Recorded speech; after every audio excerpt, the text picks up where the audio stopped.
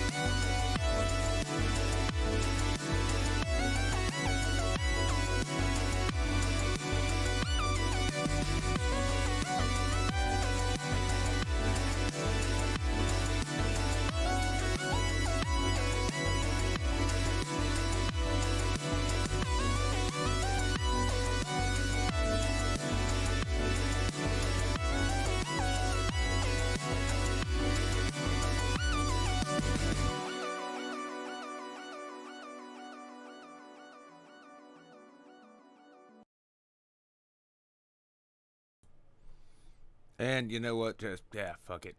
Oh, wait. What am I? Why am I? I'll start the ass kissing with you. Okay, that's fun. Well, something just happened. Something not good. But we'll see how it pans out. Nope. Yep. Frozen as can be. That's fantastic.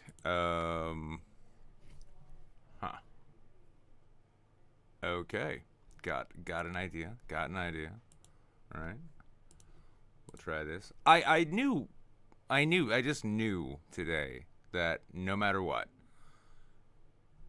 something to be fucked up. And it has to be, because okay, cool, and now everything's fucked up again.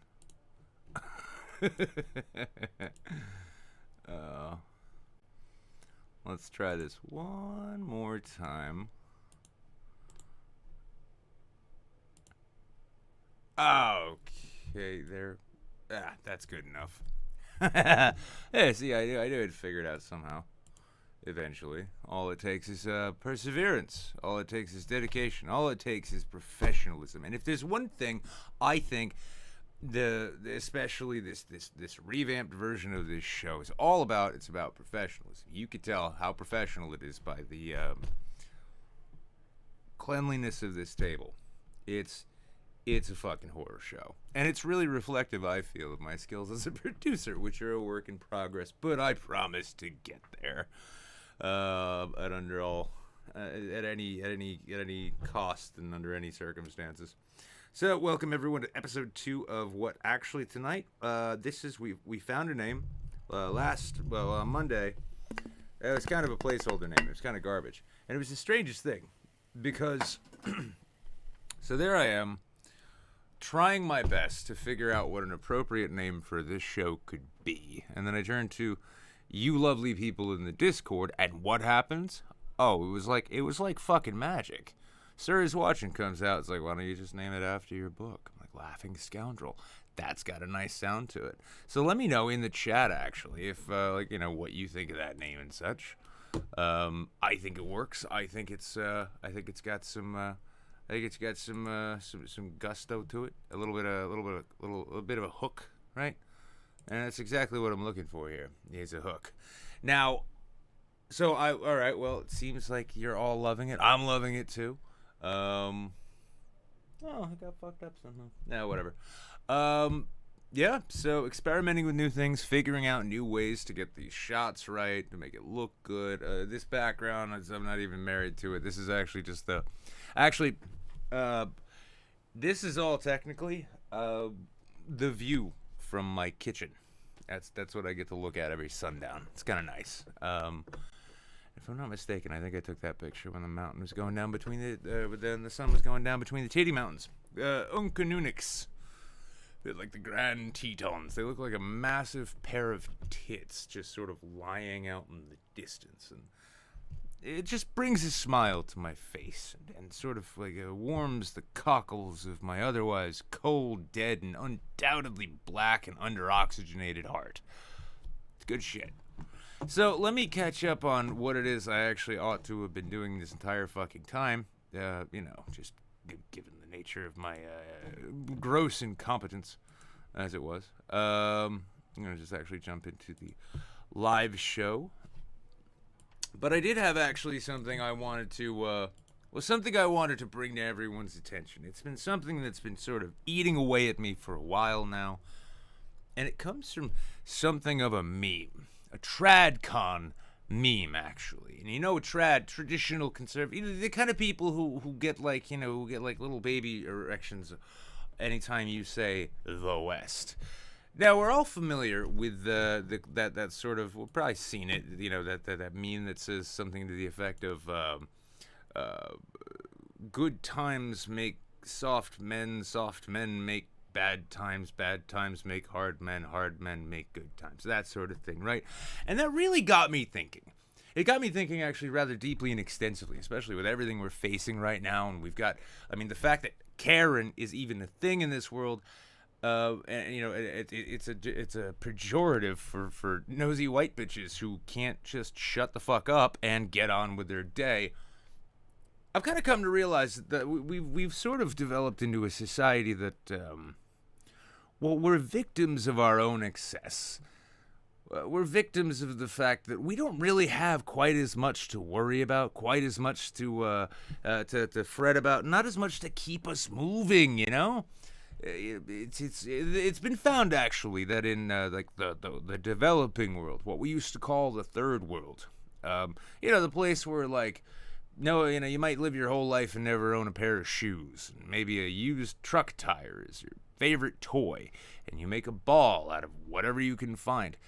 Life is hard, and you have to walk for things like water, and you have to worry about your food, etc., etc. There's no Shake Shack. There's no fucking Shake Shack around. You're going to have to carry ice 10 miles barefoot just to have yourself a nice cool glass of ice sewage, You know what I'm talking about. Well, these areas and these people, right, they've actually found in studies that they have lower rates of both depression and suicide than we do here in the modern world. And why is that? Because hard times make soft men. And everyone's soft now. And I can't help but think for the life of me, I think I know what's missing. In fact, I'm pretty sure I know what's missing. And what's missing is we don't have any fucking tigers chasing us anymore. We don't have any predators. This is why a virus fucking baffles us, and we think that we can get away from it and be done with it simply by pretending it doesn't exist.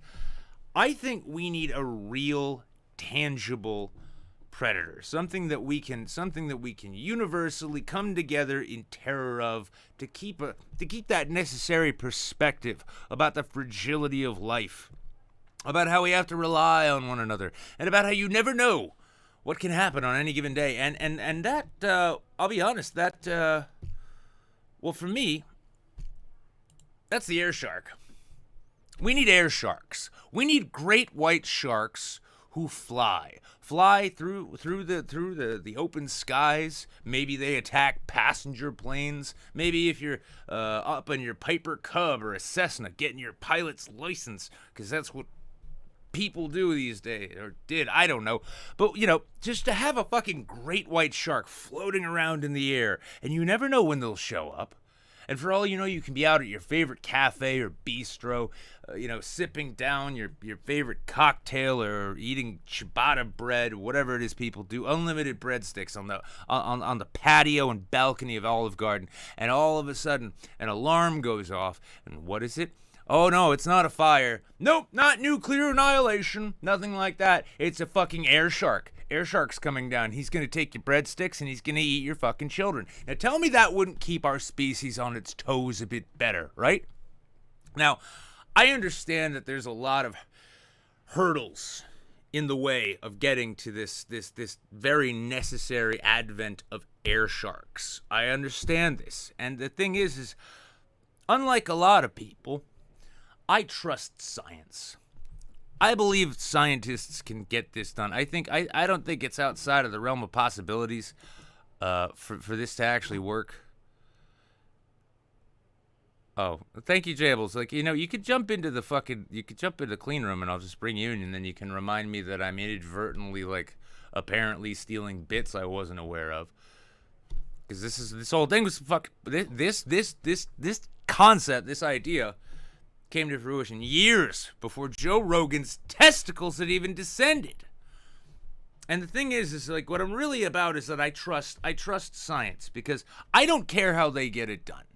Whether or not these scientists, they get together with Elon Musk and Dr. Fauci, and they get together and they figure out a way. Maybe you can smack some mammal lungs into one of these sharks and then give them wings. I'm fine with that.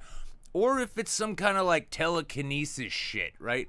Where it's just they have psychic powers that let them fly through the air and know where the most scared and vulnerable of us are. I trust science, and I don't believe in God. Because if God existed, he would have put these fucking air sharks on the planet long ago, realizing how poorly we'd manage everything. But instead, without the air sharks and without the tigers chasing us, we know exactly where we stand. Because you have people bitching about the civil rights being violated by virtue of having Costco require them to wear fucking masks. I think it's fantastic.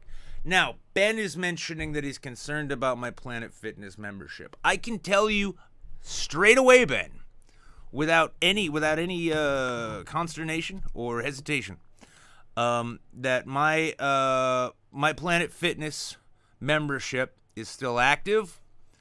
I've been paying for it, and that's how they get you. Because remember, this is a gym that offers pizza on Fridays, which is why I never worked out on Fridays, because I can get my own pizza. But yes, you are now seeing the results. Now, you didn't see it before, because when I was at the desk, I cleverly framed the shot in a way that made me look not quite as fat as I am. But I've gotten this fat. I mastered the art of baking bread. I've eaten too much. I've become slothful. Ironically, I've discovered that uncomfortable truth that when you stop eating, right, regularly, when you don't eat 3 square meals a day, your digestive tract and your metabolism slows down, and you get fat by virtue of not eating. I've discovered this recently. It's a tragic thing it's a tragic thing to encounter, to run across, to have to deal with. I feel fat shamed right now, not even by you, Ben, and not by anyone in the chat, actually, but just simply by virtue of thinking and having the audacity and the gall to put myself on camera at this angle with this lighting and allowing this to continue and going on with it. Now, there's an added irony to this in that tonight's guest, provided we get the Discord working, one thing I'm discovering is that comedians apparently don't know Discord too well. So it is a learning curve. We experienced this with Stanhope. We experienced it with Rick Shapiro. And I think tonight, unless my expectations are completely subverted, that we're gonna have it with Dan Lamorte. But the irony here, after you fat shamed me, Ben, after you decided to just sort of twist that knife and remind me that I will never be sexy in anyone's eyes ever again if I'm not sexy in my own eyes, and I do not like being shaped like a gourd. Well, so Dan Lamorte was actually previously on this show a couple of years ago, and I'm sure he's not going to hold it against me for saying this, but, homie was a heavier gentleman at the time. And I now understand YouTuber beards more, too. I'm looking at you, Quartering, and Sargon, and the rest of you fat fucks who wear beards so that you can give the appearance of an actual neckline. I see through you, well, through your beards at least. I see through it now. But anyway, so Dan used to be a larger bearded man, and since we talked last, he has gotten himself, he's unfucked his life. You know, the kind of thing I dream about. I wake up at the crack of 1 in the afternoon and say, this isn't good. You need to time yourself before you smoke and drink again. You know, that kind of thing. And it's one of those things, but he has actually fucking killed it on the fitness side. The guy does 10Ks every day. He's losing toenails because he's so aggressive with his running. And he seems fitter than I've ever been since, I was 14. And so naturally, I'm going to be envious. I'm going to accuse him of fat shaming me by simple virtue of his, appearance and his, the fact that he can, control his impulses and such. Congratulations, you have impulse control privilege. I'm going to be drilling home on that point. You better fucking believe it. And, all in all, my goal tonight is to make my guest, who I've been trying to get back on the show for quite a while now. If he doesn't feel bad about his health, or that maybe he owes me something as a result of flexing on me like that, if I don't achieve that, then I'm canceling the show, and I'm probably just going to turn to prostitution, to be honest with you. Yeah, especially in this city, it's really easy. And I figure, why the fuck not? So I'll just sell my body on the street, maybe get a drug habit, and maybe then I'll lose the weight so that you can't make me feel like such a piece of shit anymore, Ben. Thank you very much, Ben. So, still waiting to see. Jables doesn't seem to be coming in. I'm kind of curious as to why not. But yeah. Well, anyway. So let's see where we're at on time. I'm doing just fine. Yeah, excellent. It's only 20. Wow, I managed to drag that out for 20 fucking minutes. Lord Zombie for it says, I always hold my breath while I shower. I'm going to need a little more information on that particular line of reasoning, friendo. Just because I don't understand things correctly anymore. Not for a long time, you see. You just stretch this bitch out. What the fuck is... What is going on here? Oh, there we go. Now, as always, too, I actually haven't managed to actually update this yet, just because they are a bunch of bastards. But as always, of course, if no info needed, just a random fact about you, Lord Zombie Fart, I feel like you and I have just bonded now. I know what it is. I know an intimate fact about you, and you know that I'm very self-conscious about the weight that I've put on. Not because I'm trying to look sexy anymore, but because I live on the 3rd floor of a building that doesn't have an elevator. And my body reminds me of that every time I come up the stairs. So I feel like you and I welcome to my inner circle in this way. Now that I know that about you, it's almost like I fucked your sister. Like I feel, not even that. I feel more like a stepdad right now, than anything else. And it's a warm feeling. It fills me with good tidings, good cheer. Now, of course, as always, telling both YouTube and the and the Twitch folks there, just dropping that link, of course, if you want to support this show. If you want to actually field maybe like a question or some shit to me or Dan when he gets here, whatever it might be, you can feel free to like actually sort of bring the matter to my attention. You know, let that cream float to the surface of this particular improv latte that we're sharing right now. By using that link, go over to the Streamlabs. You can throw money at me, and I will pay attention. I will pay more attention to you with the money than I would otherwise. And of course, as always, Skull Maggot, thank you for hosting. Also, over on the YouTube side, The Corner has subscribed, which is cool. Welcome, The Corner, to this horrifying shit show.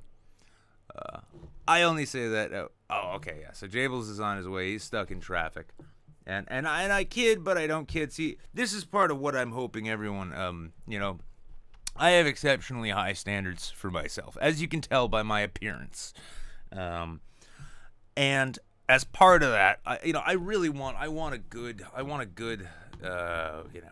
solid late night show. Where the fuck did my cursor go? Oh, well, that's not good. Did I break this again? I think I broke this again. But yeah, I mean, as part of that, though, it's oh, that's not good. That's not good at all.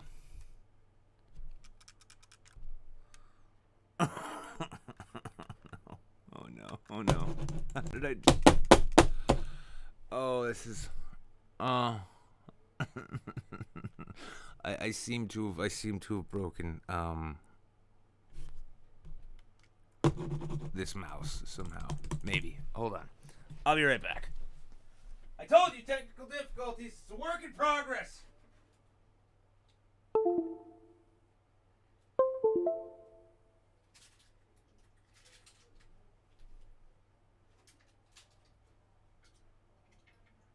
And I swear to God, if I gotta just change the batteries, I'll do that. I don't think I won't. I'm not above it. Oh, it's back. Shit. Okay, cool. It just needed a little reset. Thank Christ. All right. One of these days you're gonna see him break. I don't know what you're talking about, dirty kid. You're not our fan. But yeah. So once again, though, yeah, feel free to hit me up on Streamlabs like that, and let me know if you hear that fan too, because it's hot in here. But also, I plan on I gotta piss somebody in power off, even if it's my landlord, whatever it takes, right? It's like Avengers Endgame, whatever it takes. I'm gonna piss them off somehow. All right, cool. It's quiet. Excellent. Perfect. Fuck. There it is. So while I'm still you hear it, but it isn't bad. Oh, okay. Absolutely nothing. Dirty kid, I'm getting mixed messages from you on this one, all right? So what else? What's going on in the world that we can make fun of while we await the appearance of our guest and or Jables Boogly? Well, I think one of the best things is honestly this news. I don't have it ready to queue up. You're just gonna have to imagine like a USA Today headline here. But I don't know if you heard, but yeah, so we're no longer going to get, the CDC is no longer going to get coronavirus numbers. And instead, they're just going to go straight to Health and Human Services so that the White House can, control the flow of information because, that's just what you do in an open liberal democracy. Now, I love this because I can't even really blame the White House for this approach because they're taking the same approach to the virus that I take to student loan repayments or medical bills or really kind of any piece. If you send me a letter without an address, without a name on it, right, and it's just some like random corporate address, I know you want money from me and I don't have it to give you because if I did, I've already spent it on things that I like or rent, usually rent. But the point is that we as a country, we are starting to treat this coronavirus much in the same way that I treat my student loans. Because I am confident that if I ignore those bills long enough, and I just say it's bullshit and that I don't recognize it as legitimate, that they will just go away. Now, I know that's not actually true. But in the meantime, rather than focusing on the fact that I can't afford to pay them, and that I don't feel like I should pay them, and that I got no intention of paying them, and that I got ripped off in the first place, while I'm thinking about all of that, it gives me a greater sense of comfort. And it helps me get a little further away from that very dark and unfortunate reality that I'm aware of, which states unequivocally that I am a massive fuck up and things are never gonna get better. So, bravo to the Trump administration for actually taking a page out of my book for once, and just really getting to work in just the right way. Oh, I see Jables has joined me. Ah, yes. The Jables Law and Order sound. Law and Order sound. Jables VU. Dum, bum. Give us a double twang. Double clang? Yeah, double twang. Yeah, but faster, like the Law and Order sound. Dum dum. Yeah. See, look. Yeah. Keep it up. I want you to keep that up until I'm out of the heat. Yeah, until we get sued by Viacom, you know? It's like I said, okay, it's like I said with that terrible placeholder name I picked for Monday's show. It's like, Nick at Night, that sounds dumb. I'm like, yes, I'm aware it's dumb. The reason I'm using it is I'm hoping that Viacom sues me so that people will hear about the show. I'm resigned. Yeah, by the way, I was like, when I got off work, I was looking at Twitter and Discord and all that jazz, and yeah, it's a good name choice, actually. It makes sense. It does, doesn't it? I mean, something about this show has to make sense.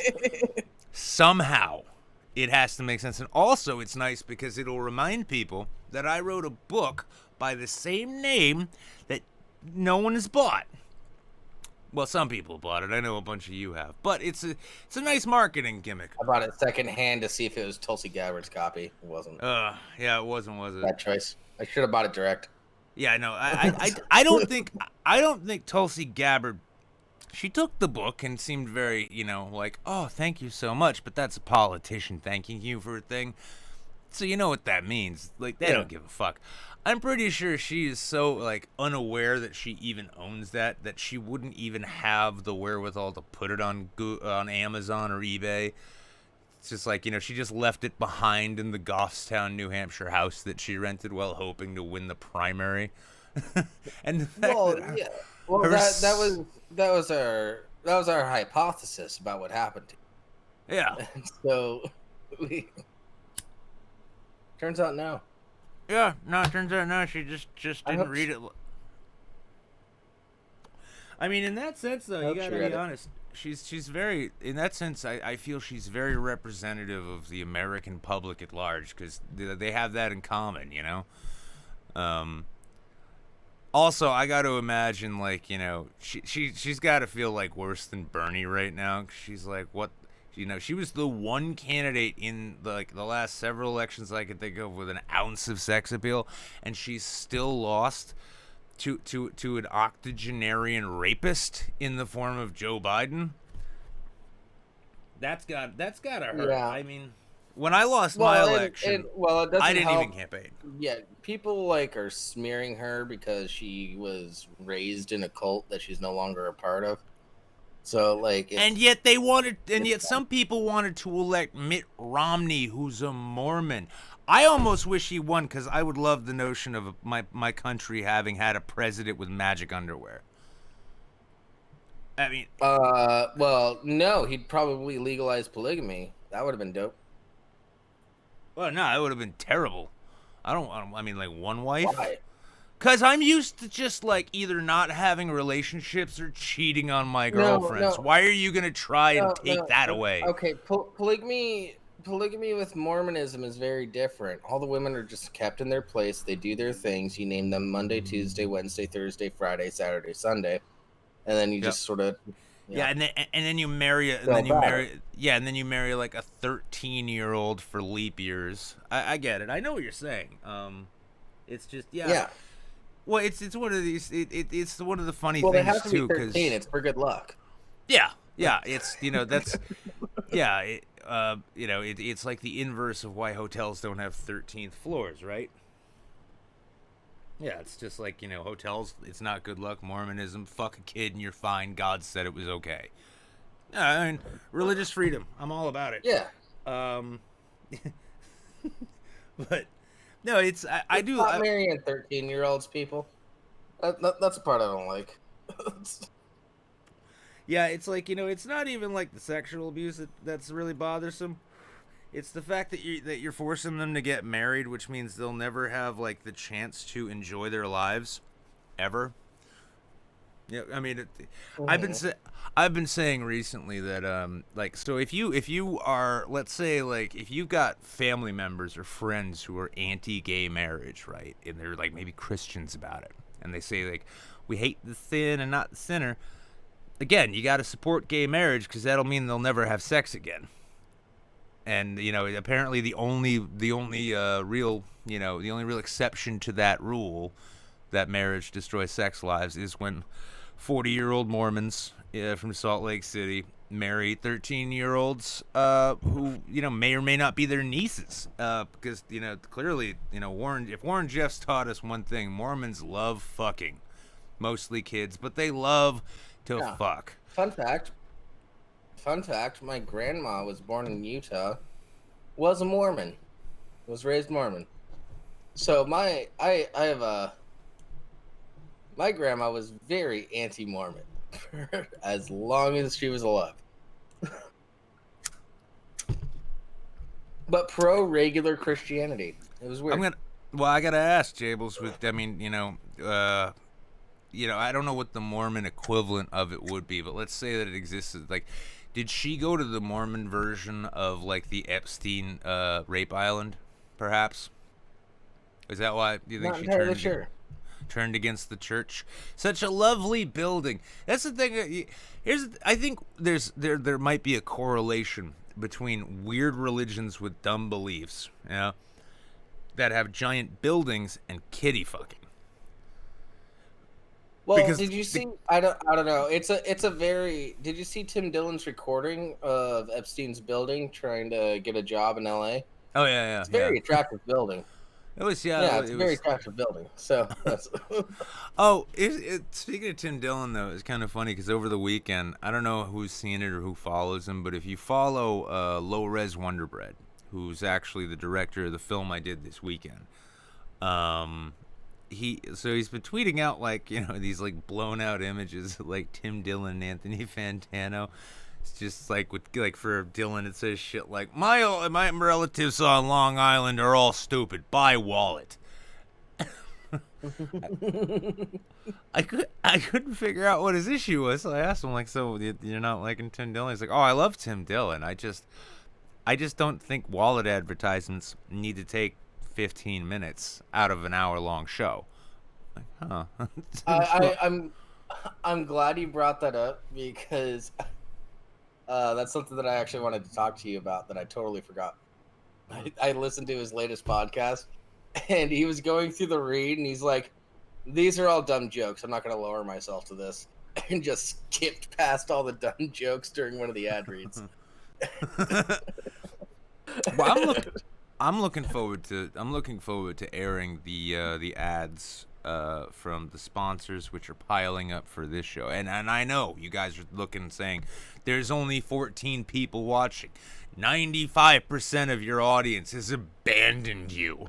Why do you keep doing this? You should just kill yourself. And I'm right there with you. But there will be sponsors at some point coming soon. A number of companies you may not have heard of, companies like Ancestry.com, a place that you can find out where and how your linear family tree went wrong and who's to blame and why your dad is also your uncle and your granddad and how that happened and how they all met up at a NASCAR race. So they'll be coming. Ads are being produced. And to help you out with your Ancestry.com, there's a vodka sponsorship coming out of Seattle soon. Not like soon. I'll talk to you about that off air. But oh no, it's fine. I actually don't mind talking because you already let the cat out of the fucking bag, Jables. So, I'm fine with it. It's okay. No, I've already brought it up. They decided they couldn't do it because so many people got laid off. It didn't seem right for them to just send cases of vodka to holy people. Shit. Get some fucking priorities, guys. Okay? Like, the world needs vodka more than ever.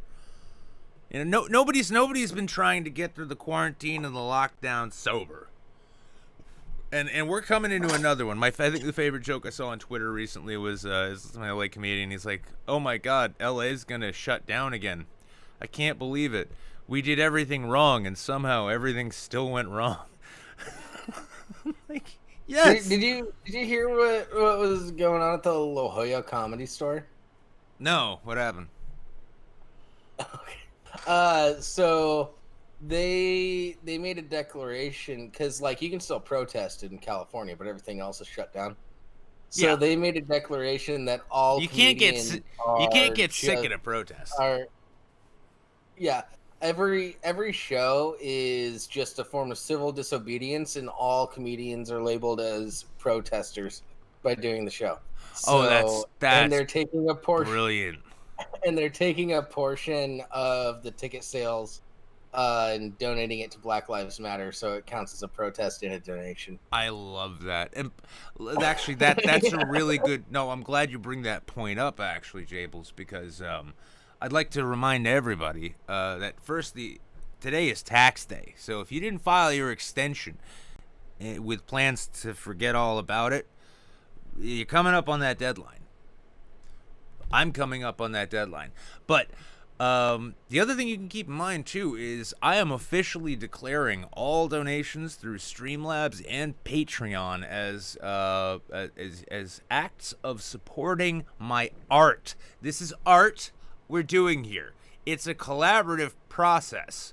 You and me and all of us together. This is art. And it turns out, don't quote me, I'm not a tax attorney, but, I'm a Jew, close enough, that, if you donate, if you donate in support of the arts, it's not only tax exempt for the recipient, the artist, that is, but it's tax deductible, too. So, maybe you're going through a divorce and you want to fuck the estate up so that his attorney has nothing to work with. This is a great way to do it. Sell your assets, right? Sell your assets for cash, for money orders. Then deposit them in your bank and do wire transfers to my Streamlabs. And in the note, right, you write in support of the arts, and then you write that off on your taxes. And whoever that piece of shit ex-spouse of yours is, guess what they get? Even less. And if you do it right, they get nothing, because you will wipe out your bank account and you'll leave it all in my the hands of my trusted artistic endeavor, and you can get one over on your spouse. It'll be consider it financial murder suicide. That's basically what supporting this show ultimately amounts to. It's financial murder suicide. And if you still happen to love your spouse, then you know what? Do the same thing, except tell them that you made a donation in support of the arts in their name. So I'm like, this is what happens when you don't have sponsors. Yeah. Well, by the way, we're looking at you, Larry. I don't even know if you're here, but we're looking at you. Yeah, exactly. You love your wife, right? You love your wife, right, Larry? Prove it.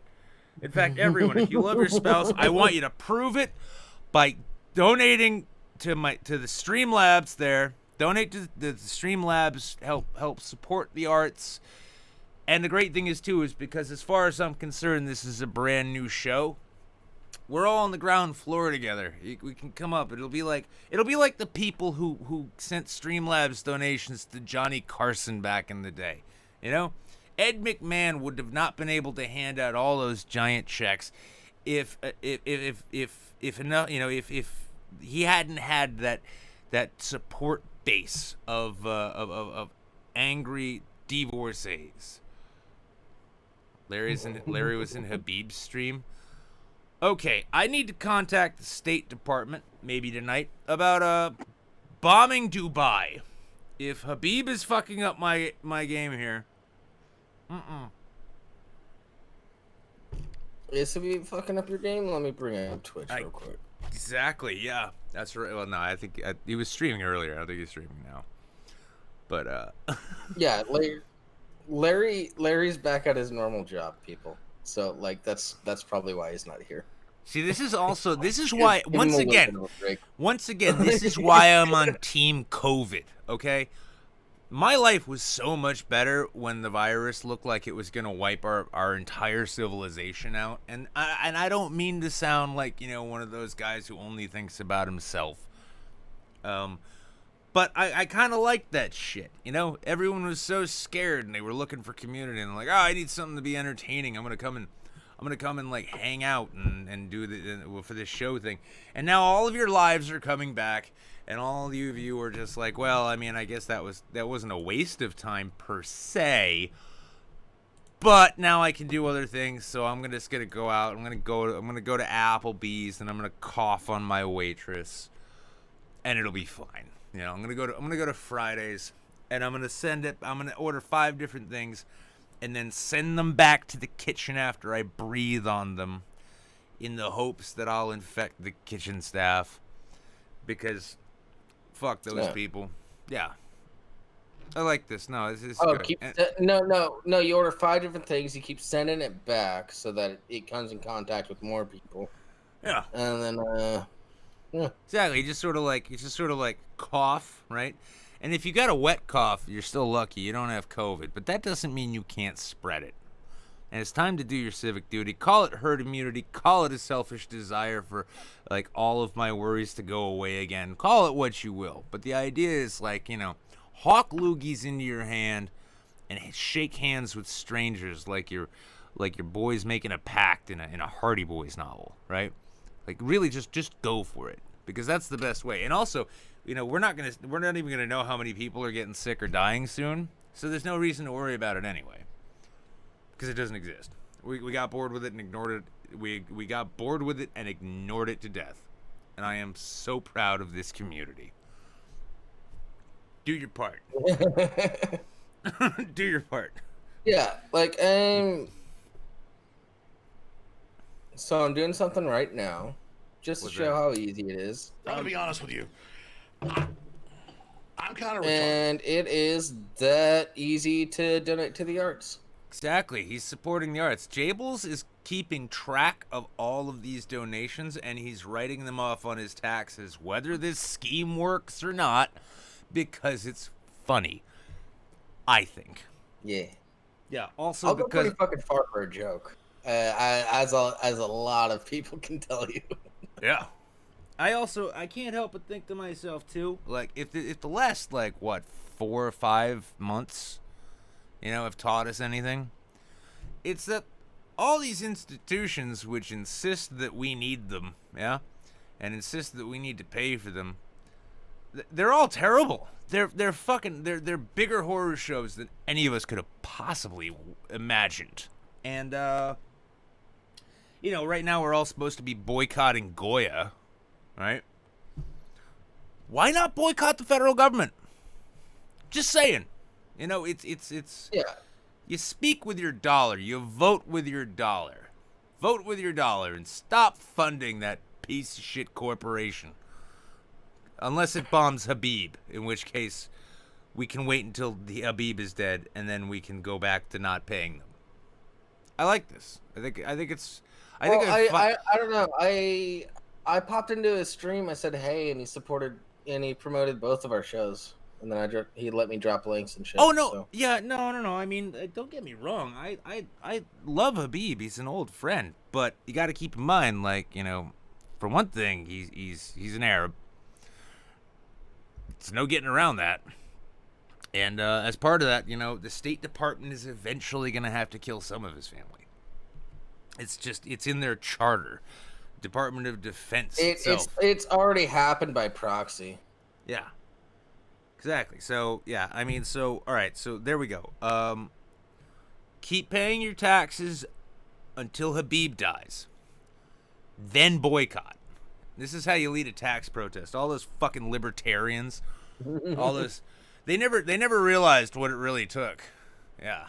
It's just like, you just need to paint an obvious picture. You can't go around saying taxation is theft. Nobody cares because they don't feel like they've been stolen from, because most of them get regular paychecks and that money's already gone. And the overall attention span and ability to think deeply, it doesn't go deep enough for them to notice. All they look at is the bottom line. Like we're all supposed to. That's why they say keep an eye on the bottom line. The bottom line, that's the bottom line of your paycheck. That's your net pay. They never pay attention. You could say taxation is theft until the cows come home. But guess what's going to happen? The cows aren't going to come home. You know why? The government sees them. Because you didn't pay your taxes. Fucker. See? I think I'm onto something here. For real. No, I think you turned me on to something else. Do you think people don't get along with movements so well because everybody recognizes that whenever there's a catchphrase or something like that, it might be riddled with fucking bullshit? No, not at all. I mean, keep in mind, we have a president who got elected saying he was going to make America great again, right? No, I don't. I think people like catchphrases, honestly. Nah, he got memed outside of the "Make America Great Again" thing. Oh yeah, I forgot. No, that's right. I forgot everyone memed a president in office. I forgot about. Oh shit, how could I? Yeah, we could thank Kekistan for that. Yeah, I know. What kind of cunts are behind that? I want to hunt those people down more than I want to hunt Habib down, even though Habib was there. And okay, Habib, you get to die twice now. Sorry, buddy. Not my rules, but yeah. No, we mean the president in reality. Death, then, revival, death. I get it. Well, then, this is the thing This is the thing that confuses me when it comes to me talking to other people, right? Is that it was like when people were saying, "I bet you love these riots." Like, of course I do. Have you not? Are you not familiar with me or what I'm into? Burn it all down. I don't even care what it is. Like, what happens when they come for your apartment? I hate the landlord. Burn it down. Fuck it. And it's a similar thing with that situation, across the board. No, and let's even go for the Patriots. The Boston Tea Party was millions of dollars worth of tea in today's money. When you say Patriots, what do you mean? The football team? Mm-hmm. Oh, okay, yeah. Continue. Yeah, no, I'm joking. I'm talking about the people that claim to be patriots but constantly go against things that the founding fathers would be proud of. Oh, I was really hoping you were going to just start talking shit about the New England Patriots. I'm like, you know what? Have at it. But as you were. Well, a lot of them are those types of people. So, yeah, the Boston Tea Party was millions of dollars worth of tea in today's money. So,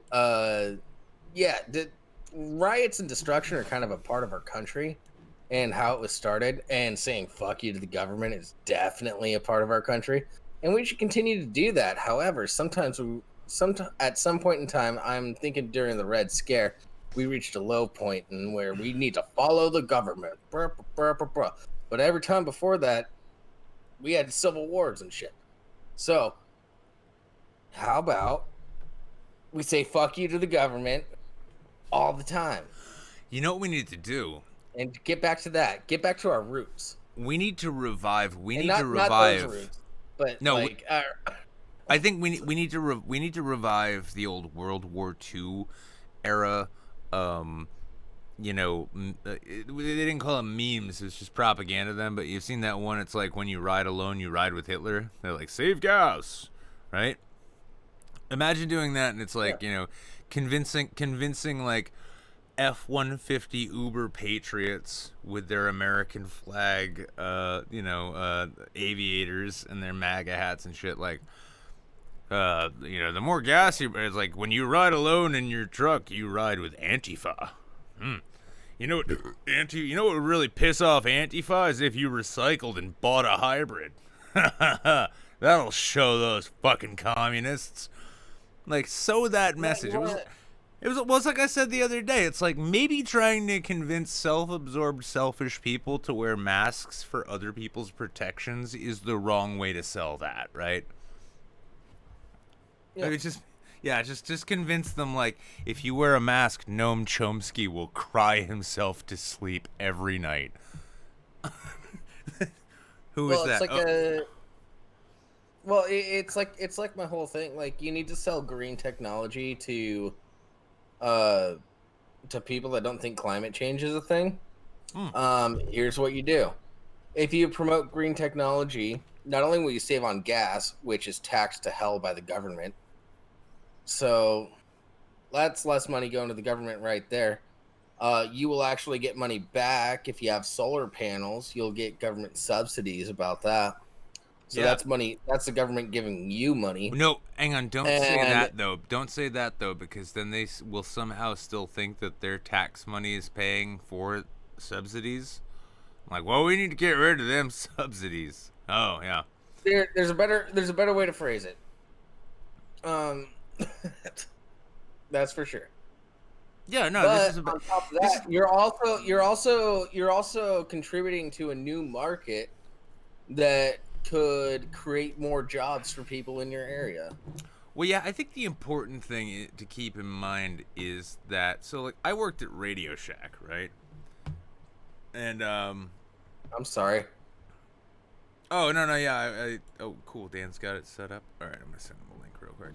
But no, I worked at Radio Shack, and when I worked at Radio Shack, one thing I learned was how to sell nonsense to stupid people, right? And I think that was I think when I went from working at Radio Shack to working in politics, I like to consider that like a lateral move, you know? It's like, well, basically doing the same shit. And that's the thing. I mean, like, we just need to, like, people who are opposed to things that are good just need to be sold these days on the idea that they should support those good things because all of those people that they don't like hate those things, right? So, like, fuck. We could even, like, maybe we could even, just, yeah, I mean, can you imagine every retard with, like, a MAGA hat and a pair of aviators riding around in a Prius just because they heard that it triggers the left? Like Ben Shapiro. I will not be satisfied until Ben Shapiro is driving his own recycling in an electric car so that he can sort it at the plant and then go and volunteer at like a transgender homeless shelter. This is how we get it. Like, Ben, nothing will piss Cenk Uygur piss him off more than you donating money to support a transgender homeless person in their quest to get an electric car. Fuck it, it'll just he'll flip his fucking nut. He'll lose his shit. It'll be fucking amazing. He does want to trigger the libs a lot, and if he started donating to liberal causes, it would trigger them a lot. They would call for them. He would have to donate like substantial amounts, which he has, so that's not a big deal. It would be hilarious. They would like people like a lot of liberals would call for those to be denied. Yeah, no, that would be the hilarious thing. Would be like, no, we need the money. Yeah, suddenly, like, suddenly we'd have like Hassan Piker coming out and saying like, oh, so you want to save the environment, so you thought you'd buy an electric car or a hybrid, but did you know that Nazis invented electricity? Oh, okay. Carry on, by all means. Time out. Electric cars are American as fuck. Ford Ford created an electric car way back in the day. It was garbage, but he created one. Did you see that Harley designed an electric motorcycle? I did not see the electric motorcycle. I did see it was either Harley or Yamaha had the hydrogen motorcycle. That's a bit scary, but Yeah, no, Harley built an electric motorcycle, and as a biker myself, I find that a terrifying proposition only because of how electric motors work. Like there's no need for gears. It's pure torque. Yeah. It's pure torque. Yeah. And I'm like, wheelies for days. What are you talking about? Well, no, yeah, part of me gets like wide-eyed and excited, and then part of me is like, that would kill me. I would die on one of those things. I know it. Just because I would. Yeah, all of a sudden you're going 200 miles per hour and you didn't even know it. It's like shit, fuck. Yeah, just 200 miles an hour, and it's like, oh, fuck, wait, hang on, oh shit, I forgot that I'm sitting on top of this, and me sitting still is what keeps it from falling down. 200 miles an hour. I'm not even going to apply the brakes. That brings up another issue that I saw. I saw some helmet cam from somebody riding a motorcycle. And like he started getting the death wobble, so he hit the gas. And I saw so many comments under that video saying, "Why would you hit the gas when you do that? Why wouldn't you just slow down?" Here's a fun fact about motorcycles, guys: the faster you go, the more balanced you are. So yeah, that's one of the things. Is like it naturally like. Motorcycles want to stay upright the faster they go. They just don't like it when you have to turn suddenly. So, oh, cool. Dan is here. No, he was going straight. He just hit a little thing. All right. Well, we now have our guest. Let me see. Do you want to drag him? Well, and more than dragging him in, I'm actually gonna try. This is some. I've got to do this now, but I'm gonna. Oh, I can't. We can't turn this particular chat into a video chat, can we? Yes, we can. We can. Yeah. All right. Let's give it a shot. Dan, you there? Yo. Hey, what's up, homie? What's up, man? All right, you're going to have to bear with me because I'm about to attempt to live and on the spot turn this. Do you have a camera, a webcam active? Yeah, I believe it's. I mean, I don't see anything right now, but I have one on this laptop. All right, yeah, no, we're okay. All right. That's fine. So if you're on Discord, yeah. Well, Jables, instruct me because I'm the one who has to set this up. Yes, I'm also instructing you as well. It's for both of you. Okay, this is a PSA we're hearing. All right. Yep. On the left side of the screen, you see all the channels and whatnot. And then at the very bottom, right above your name, you see there should be something that says video. All right. And, there we go. There we go. My video is not going to come up because I haven't figured out virtual cams with OBS yet. But... Video. Ew. Oh, that's okay, red. Cool. All right, cool. And then we've got that. Now the next step for me is to. All right, cool. All right, you know what? And then I'm just gonna do. Nick, there should also be a way for you to pop this out so you can set that as an individual. No, I think I got it, and I think this will actually work because now it actually shows you being there too, Jables. So, Dan, apologies for you not getting to look at my beautiful face with all of this extra neck that I've grown over quarantine. Yeah. No worries. Dude, you're looking fit though, man. I remember like last time you were on the show, you looked a bit more like I do now.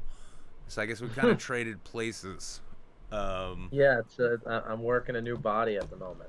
Yeah, well, I've seen I saw on Twitter you were saying that you've been losing toenails.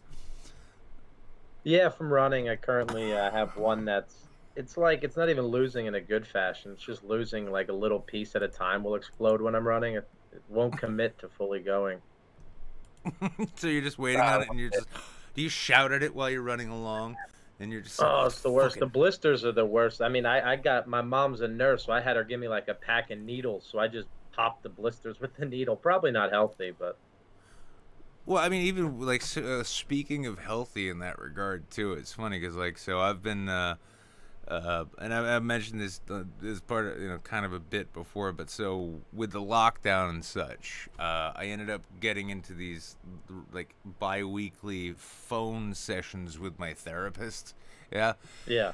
And he's like, how are you even holding up? Now, during the lockdown, I had this weird thing where all of my depression and anxiety just evaporated, and I felt great. And I'm like, fucking world's ending. I ain't got to worry about shit anymore except eating and, people not... I love not dying. This is what I live for. And I was talking with him about it that one time, and I was like, I kind of mentioned, I'm like, yeah, but I noticed, like, it seems like everybody out there is just, like, locking down, making bread, getting fat. And he's like, oh, no, not everybody is. A lot of people are taking this opportunity to get healthy. I'm like, oh, okay. You're not supposed to shame me. And I get that you get paid through Medicaid, so you feel no obligation. But, so. Fat shaming is how you get canceled. You shouldn't do that, Dan. Exactly. Doctors fat shame like no one else. I'm just waiting for, actually, you know what? Ben Trout in my chat on Twitch right now, who keeps reminding me about the Planet Fitness membership that I pay for and never take advantage of. Ben, I'm canceling you like Nick Cannon, all right? You ready? I'm just going to say, yeah, and in fact, I'm even going to go after Nick Cannon because I'm like the only Jew in this stream as far as I'm aware. So I'm just going to be like, well, Nick, did you not know that Jews worked in show business? Whoopsie. He should have got canceled when he wore a glove in his comedy special. A glove? He should have gotten canceled for making a comedy special. What the fuck are you talking about? But why hold the mic with the glove on? It was pre-corona too. I think it was like a golden glove. Yeah, that was like, what was that, like 4 or 5 years ago that he did that? Has it been that long since the world changed? Yeah, I'm pretty sure. We haven't been the same since the Nick Cannon comedy special. Yeah, I mean, Nick Cannon comedy special is responsible for COVID, confirmed. Well, that's one yeah. of The those cool weird... thing about the special is if you play it backwards, it's actually the entire Drumline movie. Oh! I thought you were gonna say if you play it backwards, you might actually get a laugh. If you're, I love that we have to look back on that and like scratch our heads as to how long ago it was. Because do any of you remember the impeachment like 6 years ago? That was amazing, wasn't it? That seems like it was. A world ago. Yeah, it's different than me. I could still. Yeah, I thought it was last summer. Turns out it was just earlier this year. Yeah, I could still fit into my waistcoat at the time.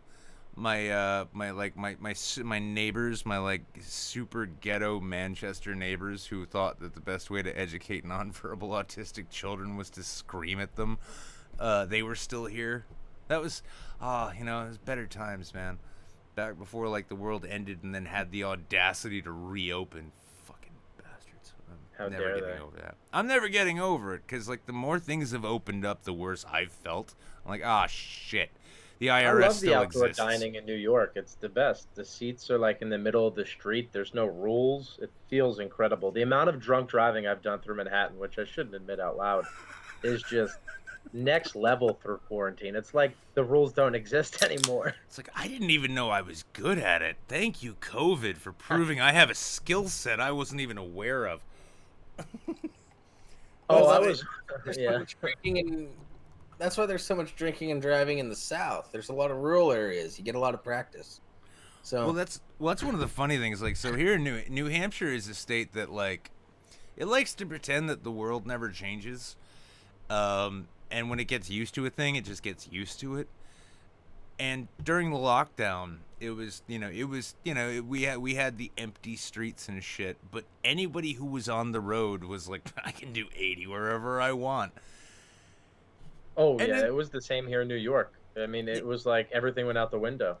Yeah, and then things reopened, and it's like everyone is like, All right, that's cool. I'm gonna keep doing everything I was doing before, though. Like, I'm gonna drive too fast and eat too much and beat my kids and whatever. It's gonna be great. The pedestrians in New York are still walking as if there's no cars on the street, which is really frustrating because they're still on like quarantined walking, so they're just going right even when they have the hand. It's getting dangerous, Well, especially it's when you're driving drunk. You know, how dare they have the audacity to walk in front of your car? exactly like, hang on, I'm sorry, Mr. Pedestrian, but do you have any idea how shit-faced I am? Come on, be considerate at least a little bit. Well, so well, we were speaking of comedy, and I noticed. So you, correct me if I'm wrong. You've been taken to doing rooftop shows. Oh yeah, I mean that seems to be the new thing in New York now is shows on roofs and shows in parks. A lot of park shows. Well, what do you think of? Because well, it's one of the funny things. Because it was. I want to say, and Jables remembers because I've been harassing him with like my terrible jokes that I've been writing for the last year. At like 2 a.m, I'll just text him some fucking awful shit I came up with. Just as I got a set kind of ready for just to try an open mic, everything shut down. And I started noticing, like, the comics for a long time, like, you'd hear like Rogan with like Rogan. It sounded like he was like coming off of heroin. It's like I haven't been on stage for 72 days, and I'm doing fine about it, and then I saw Kreischer started doing drive-ins, which Yeah, that was interesting because that the first shows that actually came back in New York City was a drive-in like a diner was doing drive-in shows in Astoria, Queens. That was really the first thing to come back, and then it very quickly went to like comics were like, oh wait, we could just bring an amplifier and a mic into a park and no one could really stop us. Because the funny thing, like there were always stories like when Chappelle was coming up, he performed in parks. yeah, That's how he cut his teeth. So like it's kind of interesting because it's bringing back like that very raw comedy where it's like to make someone laugh outside does seem a bit harder than indoors because it's just the wrong environment.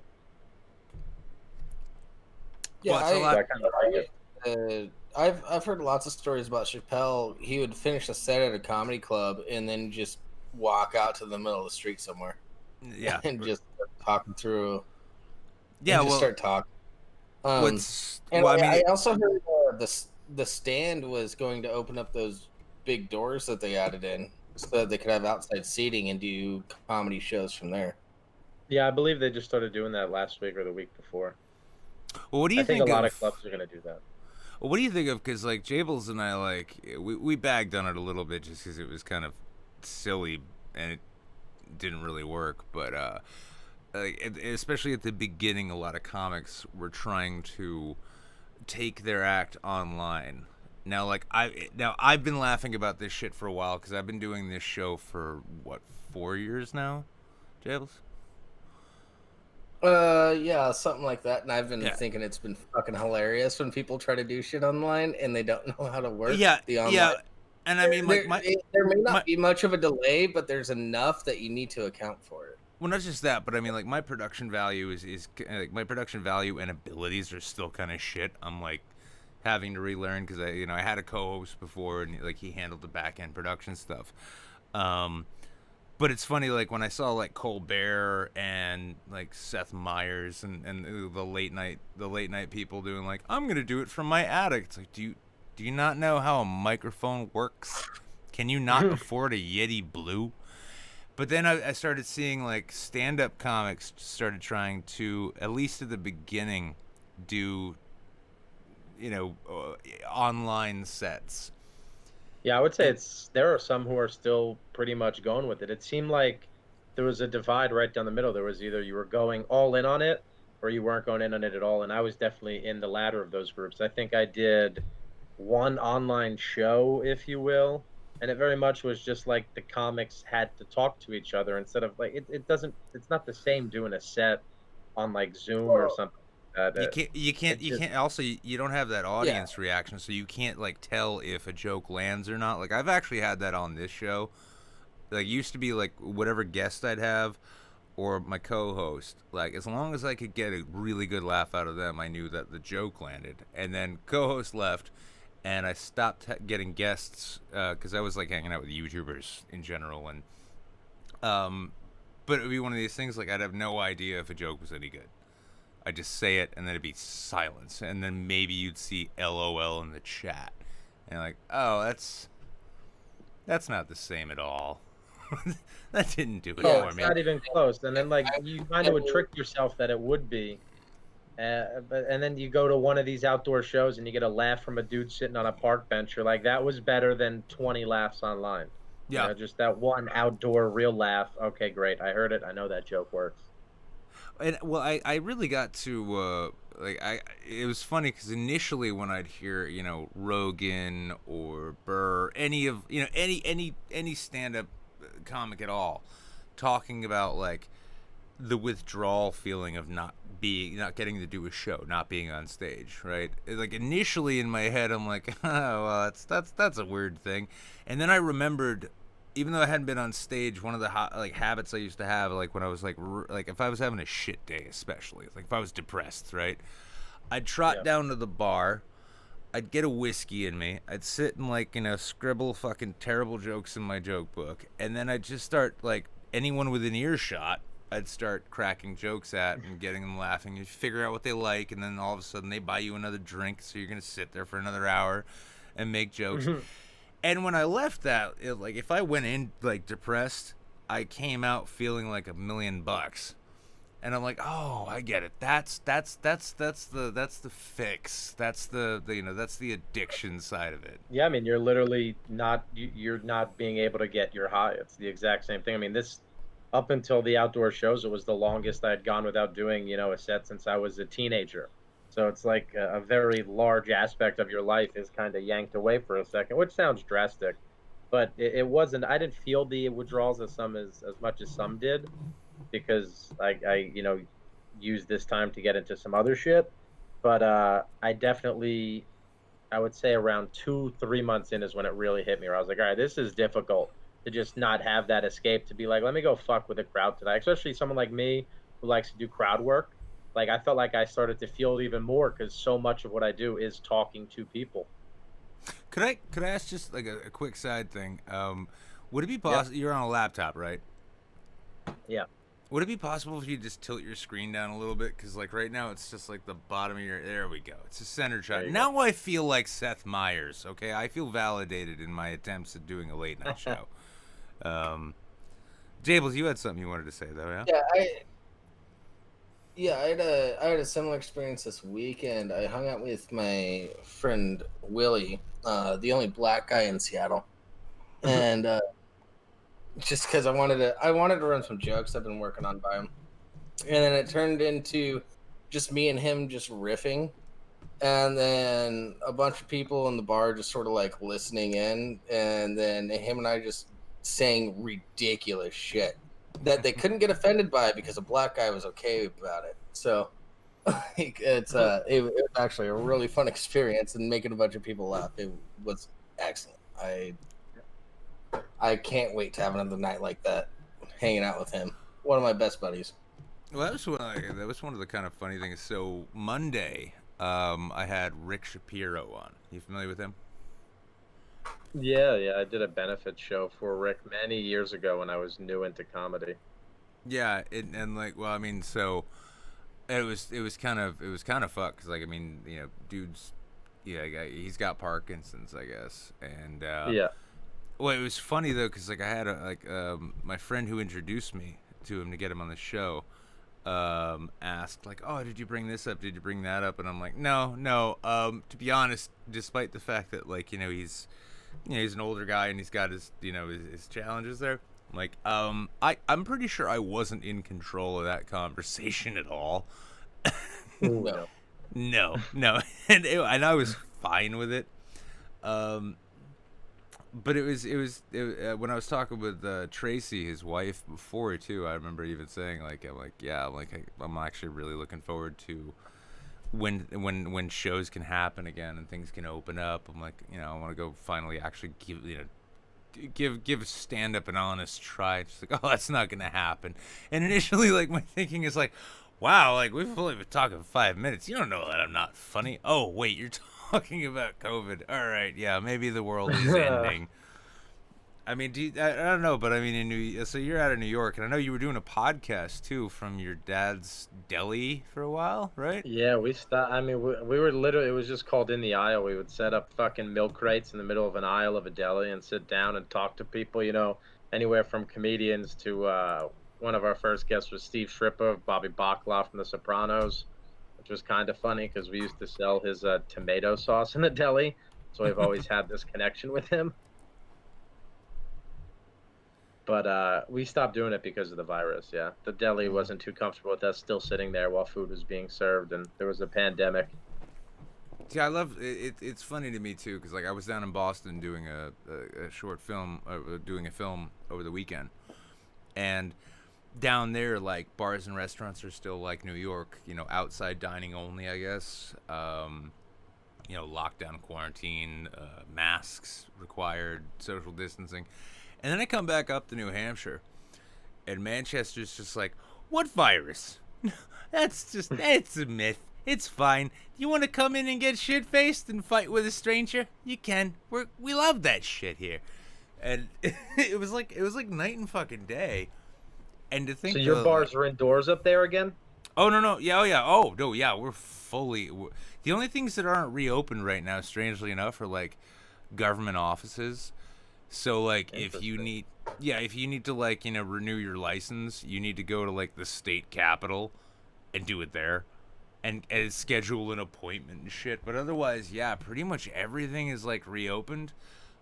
But it's also that, like, I mean, and I'll avoid getting started on this too much because I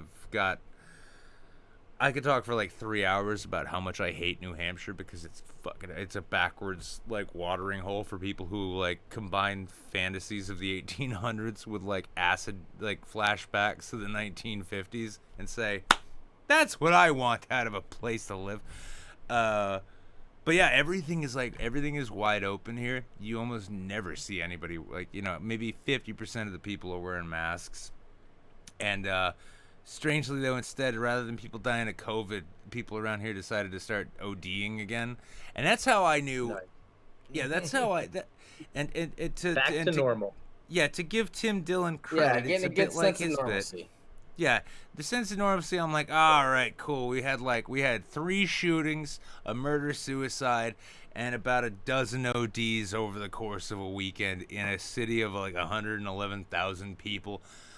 That's one way to beat the second wave is to just not be here for it. Yeah. Oh, people. There are folk up here who are really rushing for it. I actually even saw a guy today with he was walking around with a QAnon shirt, right? So he had that classic Blue Lives Matter flag on his chest, and it had a big Q in the middle. And I saw this dude walking down the street towards this car, which really surprised me because it was a Subaru Outback. Wow. Yeah. Typically, when you see somebody climb out of an Outback, you expect Birkenstocks, and they're just going to reek of patchouli, right? Instead and a coexist sticker. Yeah, and instead I looked down at the bumper of his car, and he straight up had I forget how it was worded. It was some dumb shit like, I'm not wearing a mask. Bumper sticker like, that's right, homie. You on a bumper sticker about not wearing a mask, so something way more permanent that you can't take off as easily. I was actually, as part of this, so this is episode 2 of this show, right? Like, I've been doing this show for 4 years, but I revamped it, and I'm like, new show. Yeah. Well, part of that is I'm going to be selling merch, and I was on Teespring today trying to think of what kind of design do I want to put on a mask. And I started thinking QAnon shit and just maybe just screenshotting tweets of ardent anti-mask people just putting those on masks, just selling those. That's actually great. Yeah. I like that. Yeah. The anti-mask masks. Exactly. It's like, listen, I'm wearing this as a statement about a statement. Got it? Libtard. Yeah, before he showed up, we were actually talking about like maybe the best way to sell things to people in the culture war these days is to convince them that doing this thing is exactly what their enemies would hate. So like convincing Ben Shapiro to officiate a gay marriage just because it would trigger the libs. Yeah, own the libs by just doing what they want. I think yeah. I mean, I think Oh I yeah, think convincing anti-climate change people to get a Prius or something because gas is taxed by the Oh, government so much. no, I got a You better give idea. less money to the government. Actually, Tables, I think I got a better idea on that one. What we have to do is we have to convince like the rolling, the rolling coal kind of guys. We need to convince them that they all need to go out and buy Priuses and Teslas so that they can drive the price up so that the libs can't get them. Oh, I actually wait. No, I got you one better. Most of the electricity generated in the U.S. is from coal, so you should buy an electric car so that you can keep the coal industry open. There you go. Yeah. Oh, actually, no. That's a good one. Some of them are so dumb though. You could even be like, you need to put solar panels on your house there. That way, that you can continue powering your house with electricity, because coal's the number one, source of electricity, burning coal, and that's how you support the coal industry. Like, oh, well, I like that idea. It's like, okay, please don't check into any of the other steps that are involved in that. It'll keep you safe. Well, My so Dan, parents recently solar paneled their roof, and they are not people who I ever would have thought done that. They don't even know how to use like a laptop, and they now have solar panels on their roof. yeah, pretty soon they're gonna be like, we're making money from the electric company now. This is strange. I think that's literally the only way it was sold to them. My dad was like, "Yep, I'm in." Uh-huh. Well, I mean, you can always count on self-interest as being like the best way to sell people on a thing. Yeah, My dad- well, because, like if you have solar panels and you produce too much electricity, you can sell some of that electricity back into the grid. Yeah, So that that's seems more to be money what in your they pocket. plan on doing. It's one of his better decisions. He made the choice a few years ago to buy some bamboo and plant it in his yard, which it's a plant that doesn't need to be in New Jersey and grows pretty rapidly. So most of our neighbors around us now have bamboo growing through their yards. Yeah, Yeah, yeah. It It's like is. yeah. It's It's like Partner very goes, "Hey man, plant. if I'm gonna plant this for you, I need you to put in like some kind of barricade in the ground and then plant this around this." And my dad was like, "You know what? I'll just do it myself." And didn't do the barricade and just planted the bamboo. I think eventually he's gonna be living just in bamboo. well, it's like kudzu vines are the same thing. Like the like those invasive Japanese vines that like dominate. I think like parts of New York and New Jersey even right now. It's just like a pest that just grows along the side of the highway and eats everything. It's like, yeah. It's like, well, I'll just grow kudzu. And my dad will start doing that. Weird midlife crisis bamboo. I mean, that's what happens when you don't have the money for a car. But you get just bushels of bamboo. Yeah, bushels of bamboo. It's like, and instead of like the sports car and like the like instead of the sports car and the the trophy wife girlfriend thing, it's just like you just start making your own wife like dress differently. Like, honey, I ordered more of those kinky outfits off the Amazon there. I still remember the day he bought it. The guy walked into the backyard with like a safari hat on. He's like, "So I got you your bamboo," and then he just goes, "You guys want to buy some eggs too?" And we are like, "What? What a weird two combo option." If you're not into that, fresh eggs. yeah, I've got dogs, muskrats, and I think a few Asian children. I can move, you know. Well, I bet would it be wrong to say that the Asian children would probably come with the bamboo? Yeah, it's like, well, like, listen, if you want, I can sell you small Chinese Oompa Loompas to tend your garden for you. You just have to feed them periodically. Like, I randomly, like, I had a drunk joke the other night. It was something about, like, I'm starting to think that the reason celebrities like adopting Chinese kids so much is because they think they have a chance there's enough of them for a mulligan if things go wrong. Terrible joke, I know, but I stand by it. That's Well, the important. Not only thing. that, but they can build a track system through their mansion. So, Oh God, damn it! I'm sorry. like my- Sorry. I had my own kids, and they always wanted one of those, those little trains you find at the park? Well, I adopted some Chinese kids and made them build one. Oh, God. Why did I... The one who builds the quickest gets to be the conductor, though, so there is a prize. Yeah, exactly. So you got to remember, even though they're free labor, they're still children. You've got to give them meaningless goals to inspire them. Yeah. Well, speaking of this, they have to earn their allowance somehow. So, speaking of this, Dan, you've actually got a new album out, don't you? I don't know when the hell it came out. It came out a few months, maybe even a year now. I don't know. Oh, so you're trying to I've sell lost it like I track. sell my book. I got it. You're like, please buy this. Just, you know what? I had like a couple hundred hard copies of them, and I think I found out I have like 24 left, so I just try to sell them on Twitter. Yeah. Well, I mean, have you had much success selling them like that? Yeah. Throughout the whole quarantine, what I'd do is I'd take what do you call it? I'd take like the album, some random merch that I had from like past tours that I've done, and then I'd just get real high and write like a handwritten letter for the people who bought them.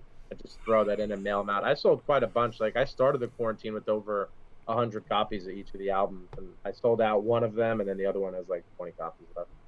Well, let me ask real quick. Do you have links to potentially buy the album?